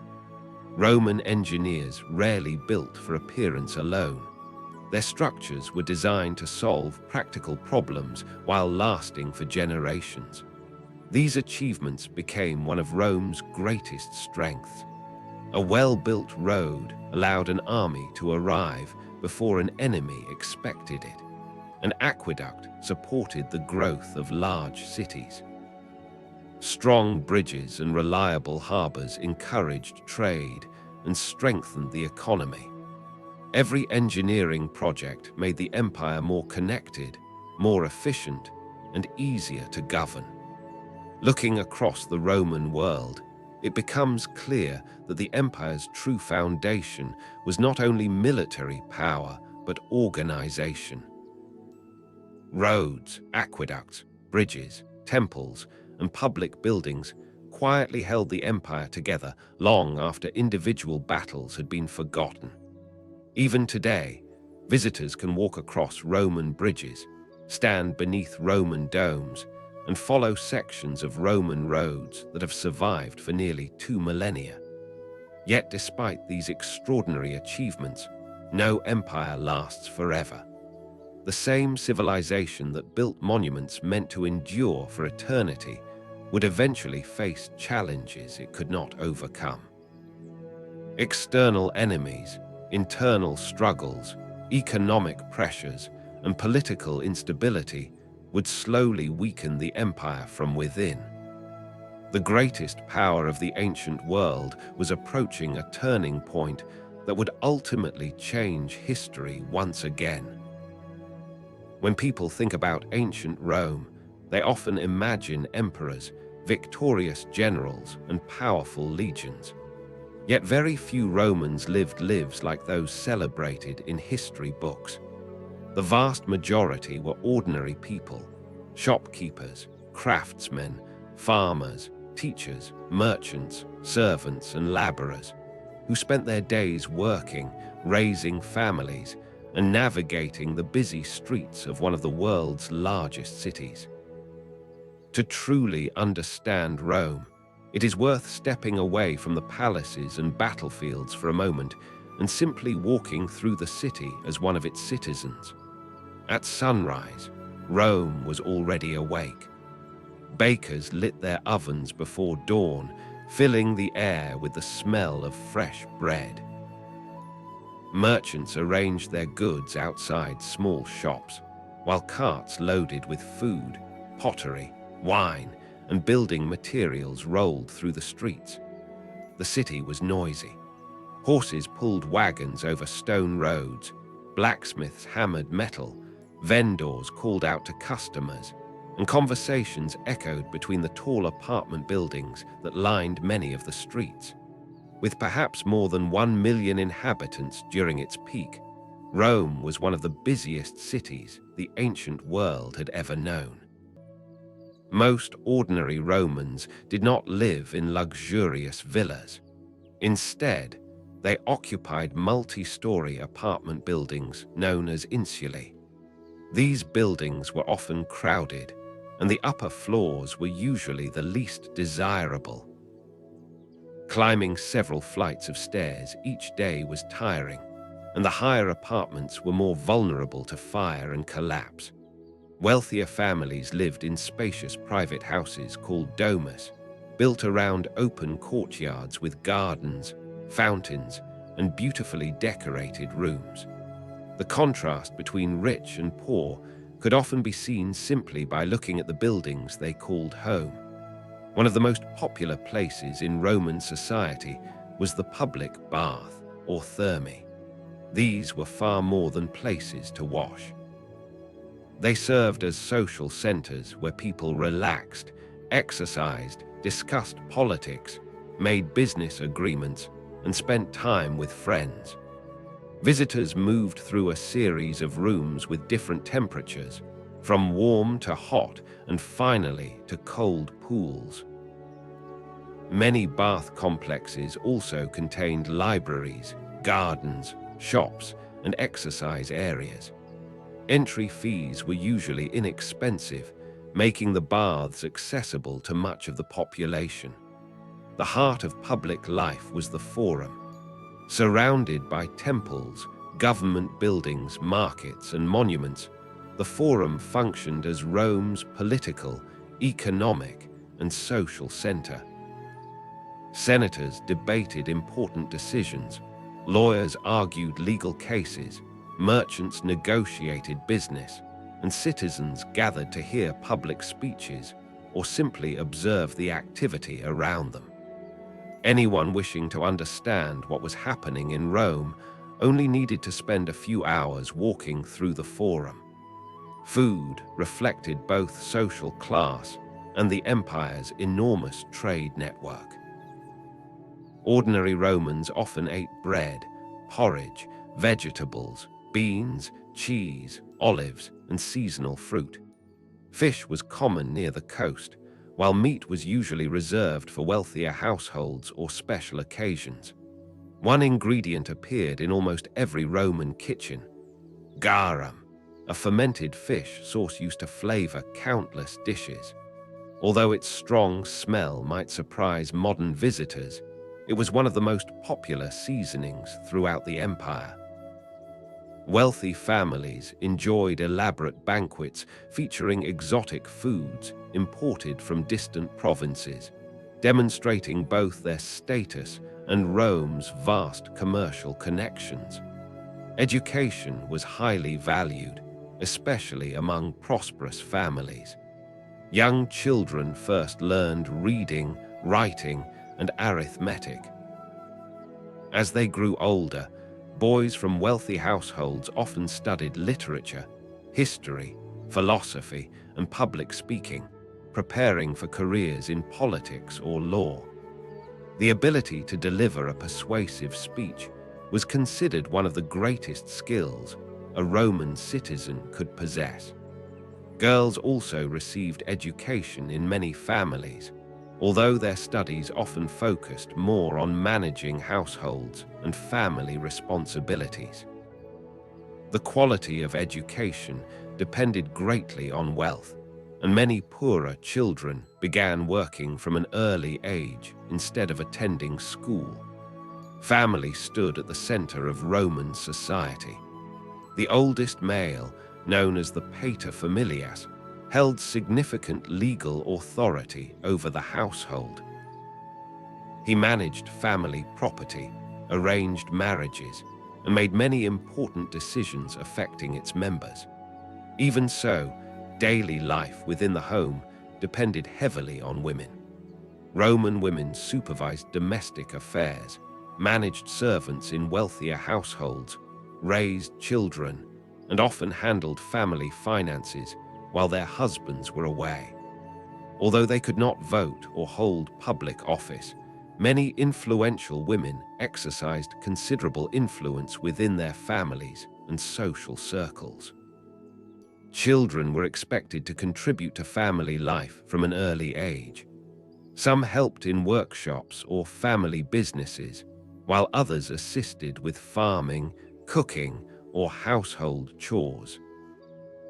Toys made of wood, clay, or bone have been discovered throughout the Roman world, reminding us that despite the distance of 2,000 years, Roman children also played games, cared for pets, learned from their parents, and dreamed about their futures. Daily life in Rome was busy, crowded, and sometimes difficult, but it was also remarkably connected. Markets received products from every corner of the empire.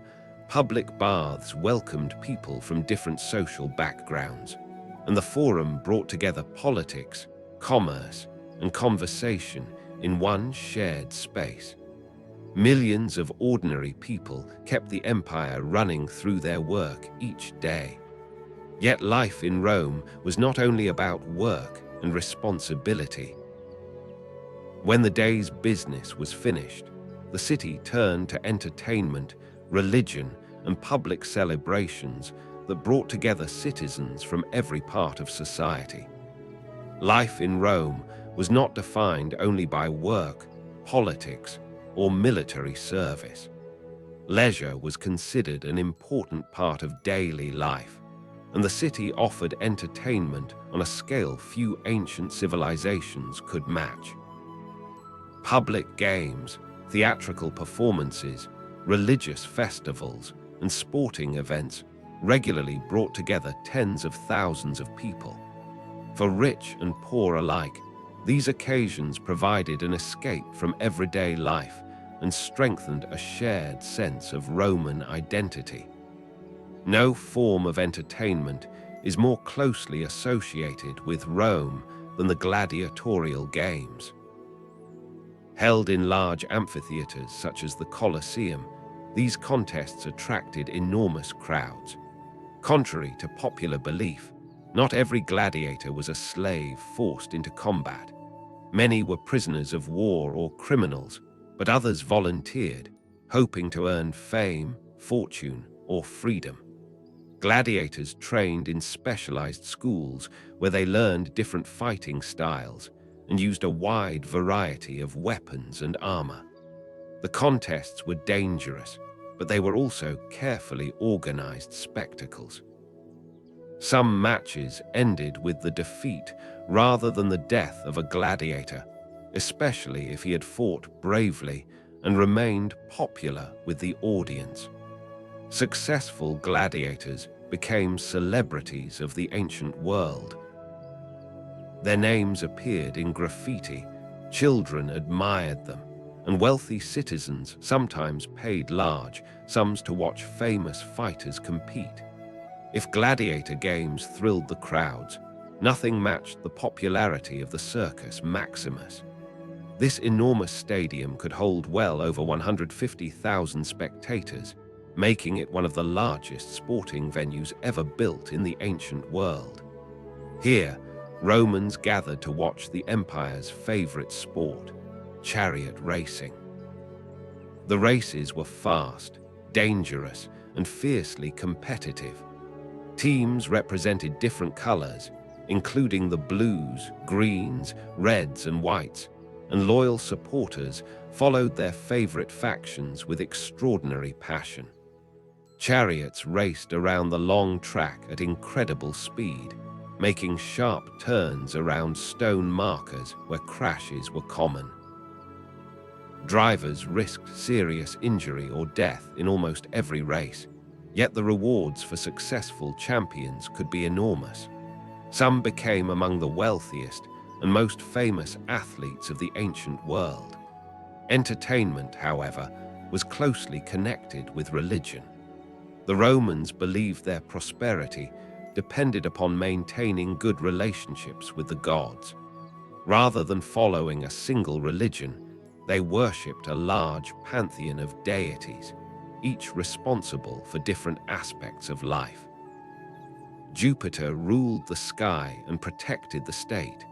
Juno watched over marriage and family. Mars, originally associated with agriculture before becoming the god of war, protected Rome's armies. Minerva represented wisdom and learning, while Neptune governed the seas. Nearly every activity, from travel to farming and business, had a divine protector. Across the empire, magnificent temples honored these gods. They were not places where large groups gathered for weekly worship in the modern sense. Instead, priests performed rituals, offered sacrifices, and maintained the sacred relationship between Rome and the divine world. Citizens visited temples to pray, make offerings, or thank the gods for success in war, business, or family life. The Roman calendar was also filled with religious festivals. During celebrations such as Saturnalia, social customs temporarily changed. Gifts were exchanged, public celebrations filled the streets, and even the traditional boundaries between masters and servants became more relaxed for a short time. Other festivals honored military victories, successful harvests, or particular gods who were believed to protect the city. These celebrations brought communities together and reminded people that religion was woven into every part of Roman life. Many Romans also believed the gods communicated through signs. Before important decisions, officials often consulted augurs, priests trained to interpret the flight of birds or other natural signs. Others examined the organs of sacrificed animals, hoping to discover whether the gods approved of a planned action. Military campaigns, political decisions, and even the founding of new cities were often preceded by these ceremonies. Ordinary people carried their own everyday beliefs as well. Small household shrines honored family spirits known as the Lares and Penates, who were believed to protect the home. Many Romans wore amulets for good luck, sought blessings before long journeys, or prayed for health, successful harvests, and the safety of loved ones. To them, the divine was not distant, it was present in everyday life. Together, entertainment and religion helped hold the empire together. Whether cheering for a favorite chariot team, watching gladiators in the arena, celebrating a festival, or offering a quiet prayer at a household shrine, Romans from every province participated in traditions that connected them to one another and to the empire itself. For centuries, these customs seemed as permanent as Rome's roads, temples, and monuments. Yet beneath the celebrations and prosperity, new challenges were slowly emerging. Powerful enemies gathered beyond the frontiers, political instability returned, and economic pressures began to grow. The empire that had appeared unshakable was about to enter the most difficult period of its long history. Military victories made Rome powerful, but they did not make Rome rich on their own. The empire's true wealth came from something less dramatic than battles: trade. Every day, thousands of ships sailed across the Mediterranean, while long caravans crossed mountains, deserts, and valleys, carrying goods from one province to another. Grain, wine, olive oil, marble, metals, spices, silk, glass, and countless other products moved through an enormous commercial network that connected millions of people. During its height, Rome stood at the center of one of the largest trading systems the ancient world had ever seen. The Mediterranean itself became the empire's greatest highway. Instead of slow and difficult travel over land, merchants preferred transporting cargo by sea whenever possible. Ships could carry far larger loads at a lower cost, allowing food and goods to reach distant provinces efficiently. Roman naval patrols kept many shipping routes relatively safe from piracy, encouraging commerce across the empire. As a result, products from Spain could be sold in Syria, Egyptian grain could feed Rome, and luxury goods from the east could eventually appear in markets hundreds or even thousands of kilometers away. Trade depended on an impressive network of ports. Every major coastal province possessed harbors where ships unloaded cargo before goods continued inland by road or river. Warehouses stored enormous quantities of grain, olive oil, and wine, while merchants negotiated prices, paid taxes, and arranged transportation. These ports became busy centers where sailors, traders, government officials, and travelers from many different cultures met every day. The most important of them was Ostia, Rome's main port, located near the mouth of the Tiber River. Nearly everything entering the capital passed through Ostia first. Huge warehouses lined the harbor, filled with grain from Egypt and North Africa, olive oil from Spain, marble from Greece, timber from the Balkans, and luxury goods arriving from distant lands. From Ostia, smaller boats carried cargo upstream to Rome itself. Without this constant flow of supplies, feeding the enormous population of the capital would have been almost impossible. Maintaining such a vast empire required enormous financial resources. Roads, aqueducts, armies, public buildings, and government officials all had to be paid. To support these expenses, Rome developed an extensive tax system. Provinces contributed through land taxes, customs duties, and other forms of taxation. While taxes could sometimes be heavy, they also helped finance the infrastructure that allowed trade and communication to flourish across the empire. Another important part of the Roman economy was slave labor. Slaves worked in agriculture, mines, workshops, households, construction projects, and even government administration. Many had been captured during military campaigns, while others were born into slavery or purchased through trade. Large agricultural estates, known as latifundia, depended heavily on slave workers to produce grain, olives, and wine on a massive scale. Although free citizens remained an important part of the workforce, slavery became deeply woven into the Roman economy and contributed significantly to the empire's prosperity.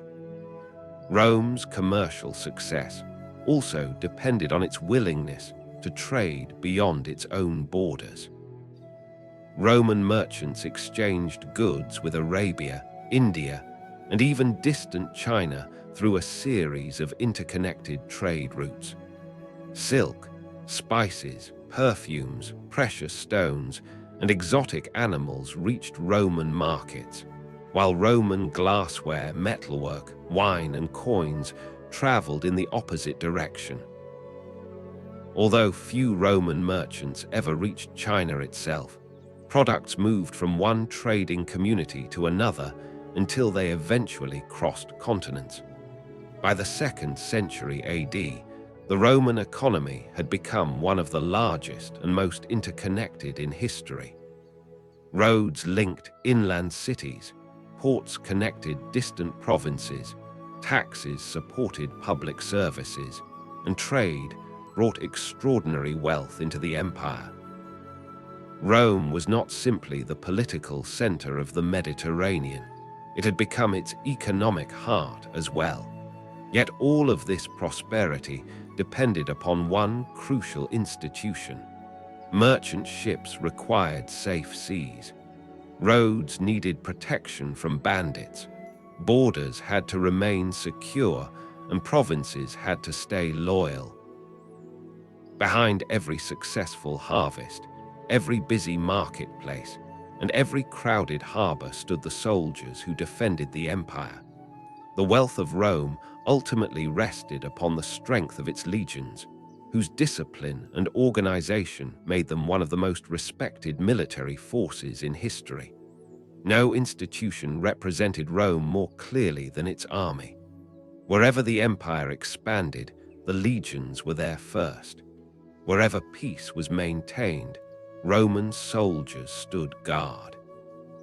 For centuries, enemies across Europe, North Africa, and the Middle East learned to respect, and often fear, the sight of disciplined Roman troops advancing beneath their standards. Rome certainly produced talented generals, but its greatest military strength was not one extraordinary commander. It was the army itself. The heart of that army was the legion. During the height of the empire, a legion usually consisted of around 5,000 soldiers, supported by engineers, medics, craftsmen, and other specialists. Each legion had its own name, symbol, and proud history. Soldiers often served together for decades, creating strong bonds that made the legion feel like a second family. Loyalty was expected not only to Rome, but also to the men standing beside you in battle. Within every legion, discipline depended on experienced officers known as centurions. Despite the name, a centurion did not always command exactly 100 men, but he was responsible for leading a company of soldiers in both training and combat. Centurions earned respect through experience rather than noble birth. They marched with their men, enforced discipline, and often fought in the front lines. Their leadership gave Roman units remarkable stability even during the chaos of battle. Training was demanding from the very beginning. New recruits spent months learning how to march, fight, build, and survive. Practice weapons were often made heavier than real ones so that actual combat would feel easier. Soldiers repeatedly drilled with swords and shields until movements became instinctive. Long marches carrying heavy equipment prepared them for the physical demands of campaigning. Roman commanders believed that victory was won on the training ground long before the battle itself began. Discipline was one of the legion's greatest strengths. Orders were expected to be followed immediately, and failures could bring severe punishment. At the same time, courage and skill were rewarded with promotions, decorations, and greater responsibility. This balance of strict discipline and earned respect created an army that could continue fighting even under the most difficult conditions. While other armies sometimes collapsed after a defeat, Roman legions often regrouped, reorganized, and returned stronger than before. Roman soldiers were also builders. At the end of almost every day's march, they constructed a fortified camp complete with ditches, walls, gates, and watchtowers. What began as temporary camps often developed into permanent forts, many of which later grew into towns and cities.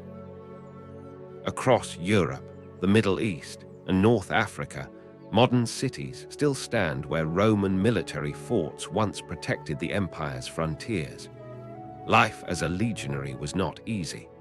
Soldiers could spend years far from home, serving on distant borders in deserts, forests, or freezing northern frontiers. They repaired roads, guarded borders, escorted officials, built bridges, and maintained public order in addition to fighting wars. Military service demanded endurance as much as bravery. What truly made Rome appear almost invincible was not that it never lost battles. It certainly did. The Romans suffered painful defeats against enemies such as Hannibal, Germanic tribes, and the Parthians. The difference was that Rome almost never allowed a single defeat to end a war. It raised new armies, improved its tactics, replaced its losses, and learned from its mistakes. Again and again, Rome recovered when many other civilizations would have collapsed. By combining disciplined soldiers, experienced officers, constant training, strong engineering, and an unmatched ability to organize resources, the Roman army became one of the most effective military forces in history. It protected trade, defended frontiers, and allowed the empire to flourish for centuries. Yet even the greatest army could not solve every problem.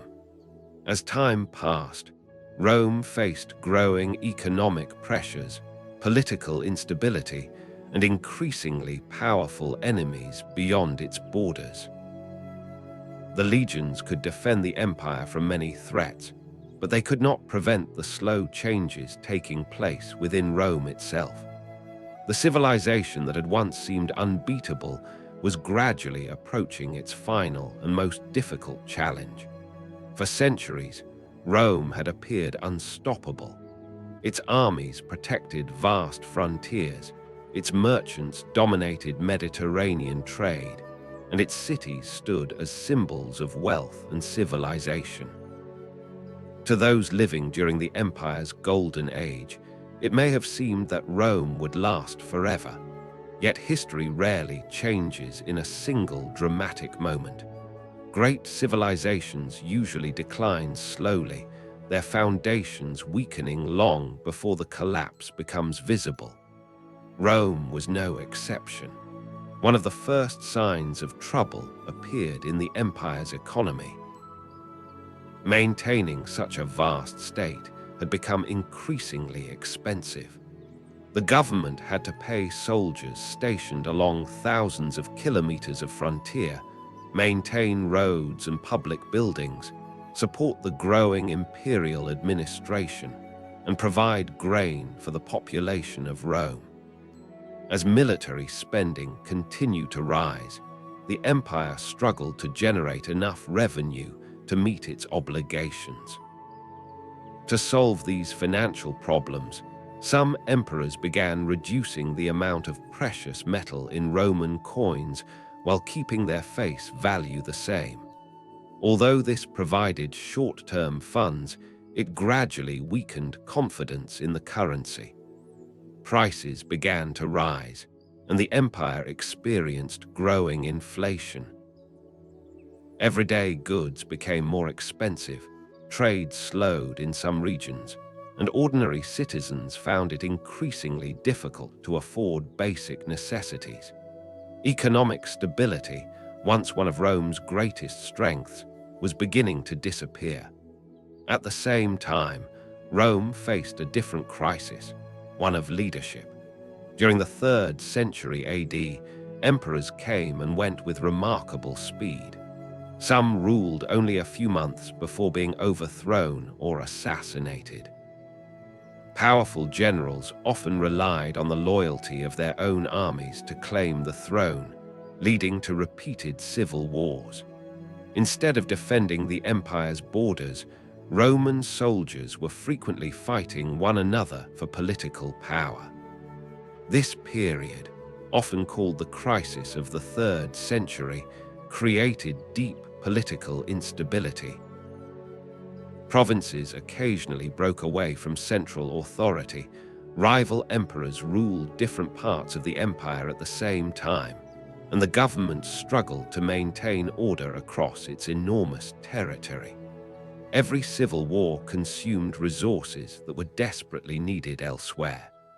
The empire remained vast, but its unity had become increasingly fragile. While Rome fought internal conflicts, new dangers were emerging beyond its frontiers. Along the Rhine and Danube rivers, various Germanic tribes, often referred to by the Romans as barbarians, grew stronger and better organized. The word barbarian did not necessarily mean uncivilized. It was simply the Roman term for peoples who lived outside the empire and spoke foreign languages. Many of these groups traded peacefully with Rome for generations, and some even served in the Roman army. But as pressure increased beyond the frontiers, larger migrations and more frequent attacks became increasingly difficult to control. The Roman army, once able to respond quickly to threats on every border, now faced multiple challenges at the same time. Soldiers had to defend distant frontiers while also supporting rival emperors during civil wars.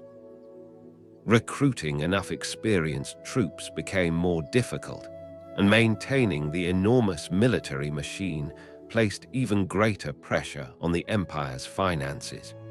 Despite these growing problems, Rome did not collapse overnight. Several capable emperors introduced reforms that temporarily restored stability. The empire recovered more than once, proving once again its remarkable resilience. Yet each recovery became harder than the last. Economic troubles returned, political rivalries continued, and pressure along the frontiers steadily increased. By the 4th century, the Roman world looked very different from the confident empire that had flourished under Augustus, Trajan, and Hadrian. The cities still stood, the roads still connected distant provinces, and the legions still defended the borders. But beneath that familiar appearance, the empire had become less stable than it seemed. Then a new force arrived from the east, setting off one of the greatest migrations in European history. Entire peoples began moving toward Roman territory, fleeing an enemy unlike any they had faced before. Among them were the Goths, and behind them rode the fearsome Huns. Their arrival would trigger a chain of events that the Western Roman Empire would never fully recover from. By the late 4th century AD, the Western Roman Empire was no longer facing isolated raids along its borders. Entire peoples were moving across Europe, driven by war, hunger, and fear. Among them were the Goths, Germanic communities who had lived for generations beyond Rome's northern frontier. Their arrival inside the empire would begin a chain of events that Rome could no longer control. The pressure came from farther east, where a new power had appeared, the Huns. Skilled horsemen from the Eurasian steppes, the Huns moved rapidly across great distances and terrified many of the peoples in their path. As they advanced westward, Gothic communities fled toward the Danube River and asked Rome for protection. In AD 376, the Romans allowed large numbers of Goths to enter imperial territory. What followed became a disaster. Roman officials failed to provide enough food and shelter, while some exploited the refugees for personal profit. Hunger and anger soon turned into rebellion. In AD 378, a Roman army confronted the Goths at the *** Battle of Adrianople ***. The result was one of the most serious defeats in imperial history. Emperor Valens was killed, and much of the Roman army was destroyed. The battle revealed that Rome could no longer assume its legions would defeat every enemy they faced. The Goths were eventually permitted to settle within the empire as allied soldiers, but the relationship remained unstable. They wanted land, security, and recognition. Roman leaders often viewed them only as a source of military manpower. This tension produced one of the most important figures in the story of Rome's collapse, Alaric ***. Alaric had served within the Roman military and understood both its strengths and its weaknesses. He did not initially seek to destroy Rome. He wanted a secure homeland for his people and an official position within the empire. But negotiations repeatedly failed, and Alaric led his Gothic army into Italy. In AD 410, after surrounding the city and cutting off its supplies, Alaric's forces entered Rome. For 3 days, the city was plundered.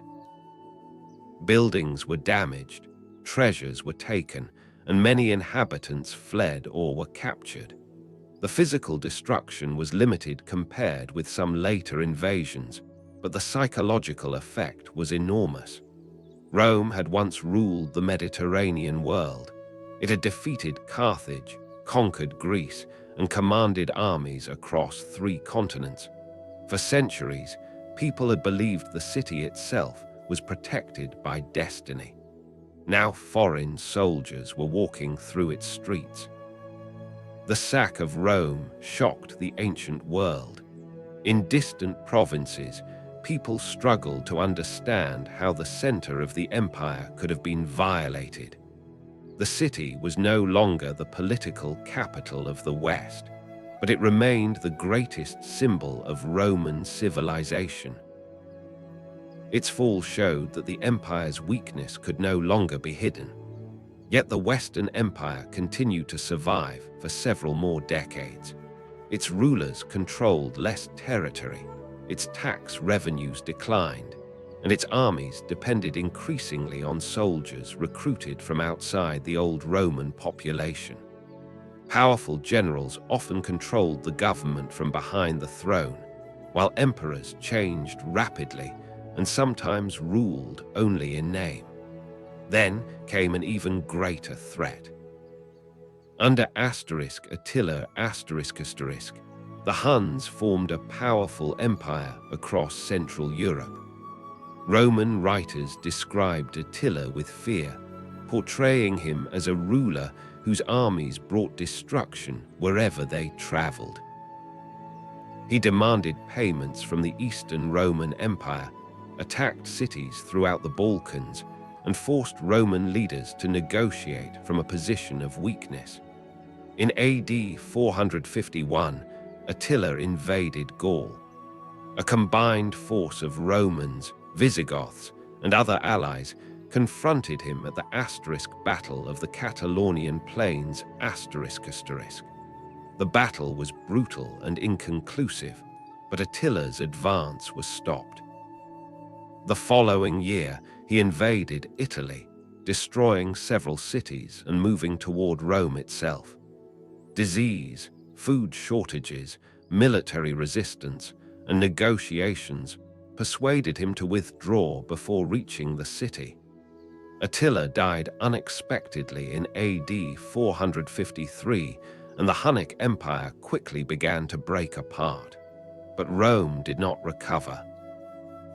The Huns had intensified migrations, weakened frontiers, and forced the empire to rely even more heavily on unstable alliances. The West was now losing control of Britain, Gaul, Spain, and North Africa. North Africa was especially important because it supplied Rome with grain and tax revenue. When the Vandals captured the region, the Western Empire lost one of its richest provinces. In AD 455, the Vandals sailed to Italy and sacked Rome once again. This second attack lasted longer than Alaric's and removed enormous quantities of wealth from the city. By this point, the Western Emperor had become little more than a symbol. Real power belonged to military commanders who placed young or weak rulers on the throne and removed them whenever convenient. The imperial government still issued laws and coins, but it no longer possessed the resources needed to control the western provinces. The final moment came in AD 476 A Germanic military leader named Odoacer removed the young emperor Romulus Augustulus from power. The name of the final emperor carried a strange historical irony. Romulus recalled Rome's legendary founder, while Augustus recalled its first emperor. Now a boy bearing both names presided over the end of imperial rule in the West. Odoacer did not destroy Rome or declare the beginning of a new age. He simply sent the imperial symbols to the Eastern Emperor in Constantinople and ruled Italy as king. There was no single final battle, no great announcement, and no crowd watching as an empire disappeared. The Western Roman Empire ended quietly, almost administratively, after centuries of gradual decline. The Eastern Roman Empire survived, centered on Constantinople, and continued Roman traditions for nearly another 1,000 years. But in the West, the political structure created by Augustus had finally vanished. Roads, cities, churches, and laws remained, yet the government that had connected them was gone. Rome did not fall because of one enemy or one disastrous decision. Economic weakness, inflation, civil wars, unstable leadership, military pressure, migration, and the loss of wealthy provinces all contributed. Each crisis made the next more difficult to survive. The empire that had once seemed invincible slowly lost the ability to defend its borders, pay its armies, and control its own future. For centuries, Rome had raised its standards over conquered lands. Now, beneath darkening skies, those standards were coming down. The city remained, but the empire of the West had ended. What survived would no longer be Roman power, but Roman memory, and the ideas that continued long after its armies disappeared. Empires rise, flourish, and eventually disappear. Cities are abandoned, rulers are forgotten, and once powerful armies become part of history. Rome followed that pattern as well. The Western Roman Empire eventually fell, its emperors vanished, and many of its great monuments slowly crumbled with time. Yet unlike most civilizations, Rome left behind something far more enduring than territory. It left behind ideas. In many ways, the modern world still carries the imprint of Rome nearly 2,000 years later. Perhaps Rome's greatest cultural legacy was its language. The Romans spoke Latin, and as the empire expanded, the language spread across Europe, North Africa, and parts of the Middle East. Even after the empire disappeared, Latin continued to serve as the language of scholars, governments, and the Christian Church for centuries.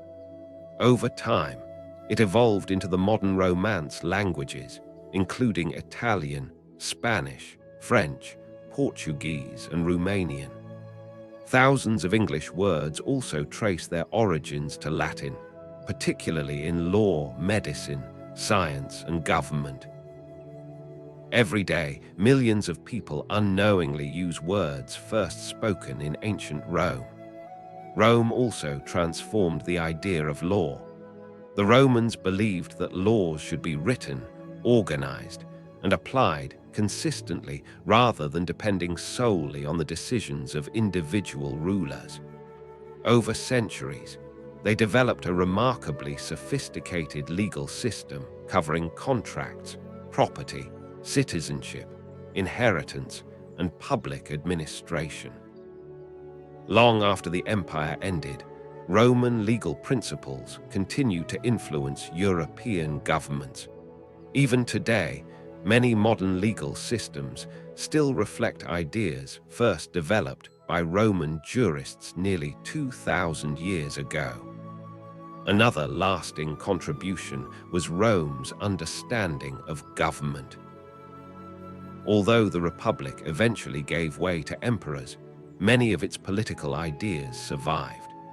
The concepts of elected officials, public service, term limits, senates, and civic responsibility continue to inspire later generations.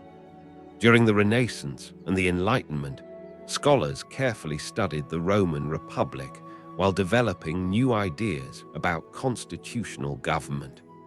Modern republics around the world still borrow elements from institutions first created in ancient Rome. Rome's influence can also be seen in engineering. Roman builders demonstrated that practical infrastructure could unite enormous territories. Roads connected distant provinces, bridges crossed rivers, aqueducts supplied clean water, and durable construction techniques allowed buildings to survive for centuries. Their use of arches, vaults, and concrete changed architecture forever. Even today, engineers continue to admire the efficiency and durability of Roman construction methods. Many of Rome's greatest buildings remain models of architectural design. The dome of the Pantheon has inspired architects for centuries, while Roman columns, arches, and public squares appear in government buildings, museums, churches, and universities across the world. From Washington, D.C., to London, Paris, and countless other cities, elements of Roman architecture continue to symbolize stability, authority, and public life. Perhaps this is Rome's most remarkable achievement. Most empires leave behind ruins. Rome left behind systems. Its language shaped communication. Its laws influenced justice. Its political ideas inspired governments. And its engineering transformed the way civilizations build cities. Even after the empire itself disappeared, these foundations continue to spread across the world. As the Western Empire collapsed, many believed Rome's story had finally come to an end. In reality, it was only changing form. The legions disappeared, the emperors were gone, and the borders faded from the map. But the civilization they created continued to influence generations that had never seen Rome itself. And that raises one final question. If Rome still surrounds us in so many ways, did it ever truly disappear at all? More than 1,500 years have passed since the last emperor of the Western Roman Empire lost his throne. The legions no longer guard the frontiers, the Senate no longer governs the Mediterranean, and the empire itself exists only in history books. Yet Rome has never truly disappeared. In many ways, it remains part of everyday life, often in places we rarely stop to notice. Walk through almost any major city in the world, and traces of Rome quickly appear.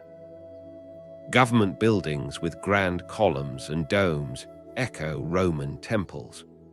Public squares resemble the ancient forums where citizens once gathered. Bridges, roads, and carefully planned streets reflect engineering principles first developed nearly 2,000 years ago. Even modern stadiums, designed to hold tens of thousands of spectators, owe much of their basic concept to Roman amphitheaters like the Colosseum. Rome also helped shape the way many governments function today. Although modern democracies are very different from the Roman Republic, ideas such as senates, elected officials, citizenship, public service, and written laws all carry echoes of Roman political thought. Across the centuries, philosophers and political leaders repeatedly looked back to Rome while designing new constitutions and systems of government. The Republic may have ended, but many of its principles continued their journey through history. Even our sense of time carries Rome's influence. The Julian calendar, introduced by Julius Caesar, organized the year with remarkable accuracy and became the foundation of the calendar used throughout Europe for centuries. The modern Gregorian calendar later refined Caesar's system, but it still follows the same basic structure.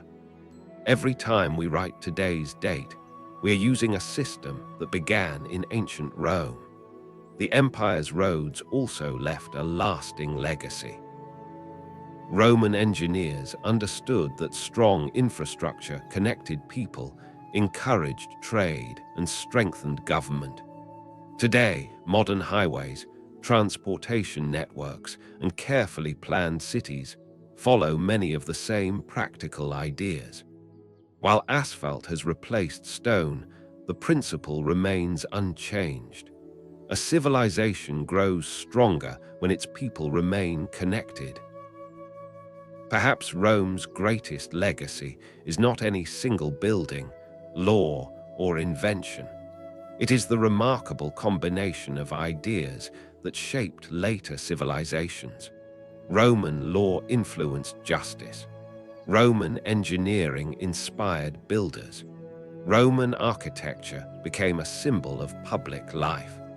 The Latin language evolved into new languages spoken by hundreds of millions of people. Even the idea of organizing a vast and diverse society under a common legal system continues to reflect lessons first explored by the Romans.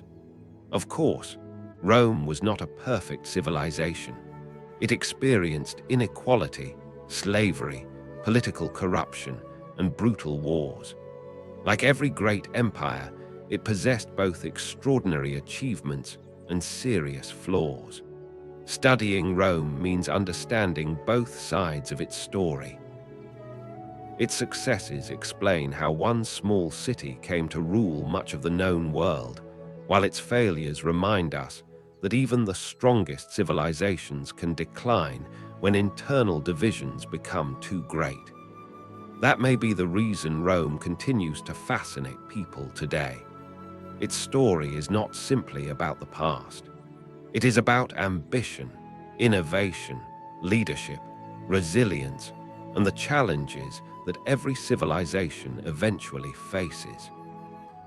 For more than 2,000 years, historians, architects, engineers, politicians, philosophers, and ordinary travelers have continued looking back at Rome, searching for lessons that still matter in the present.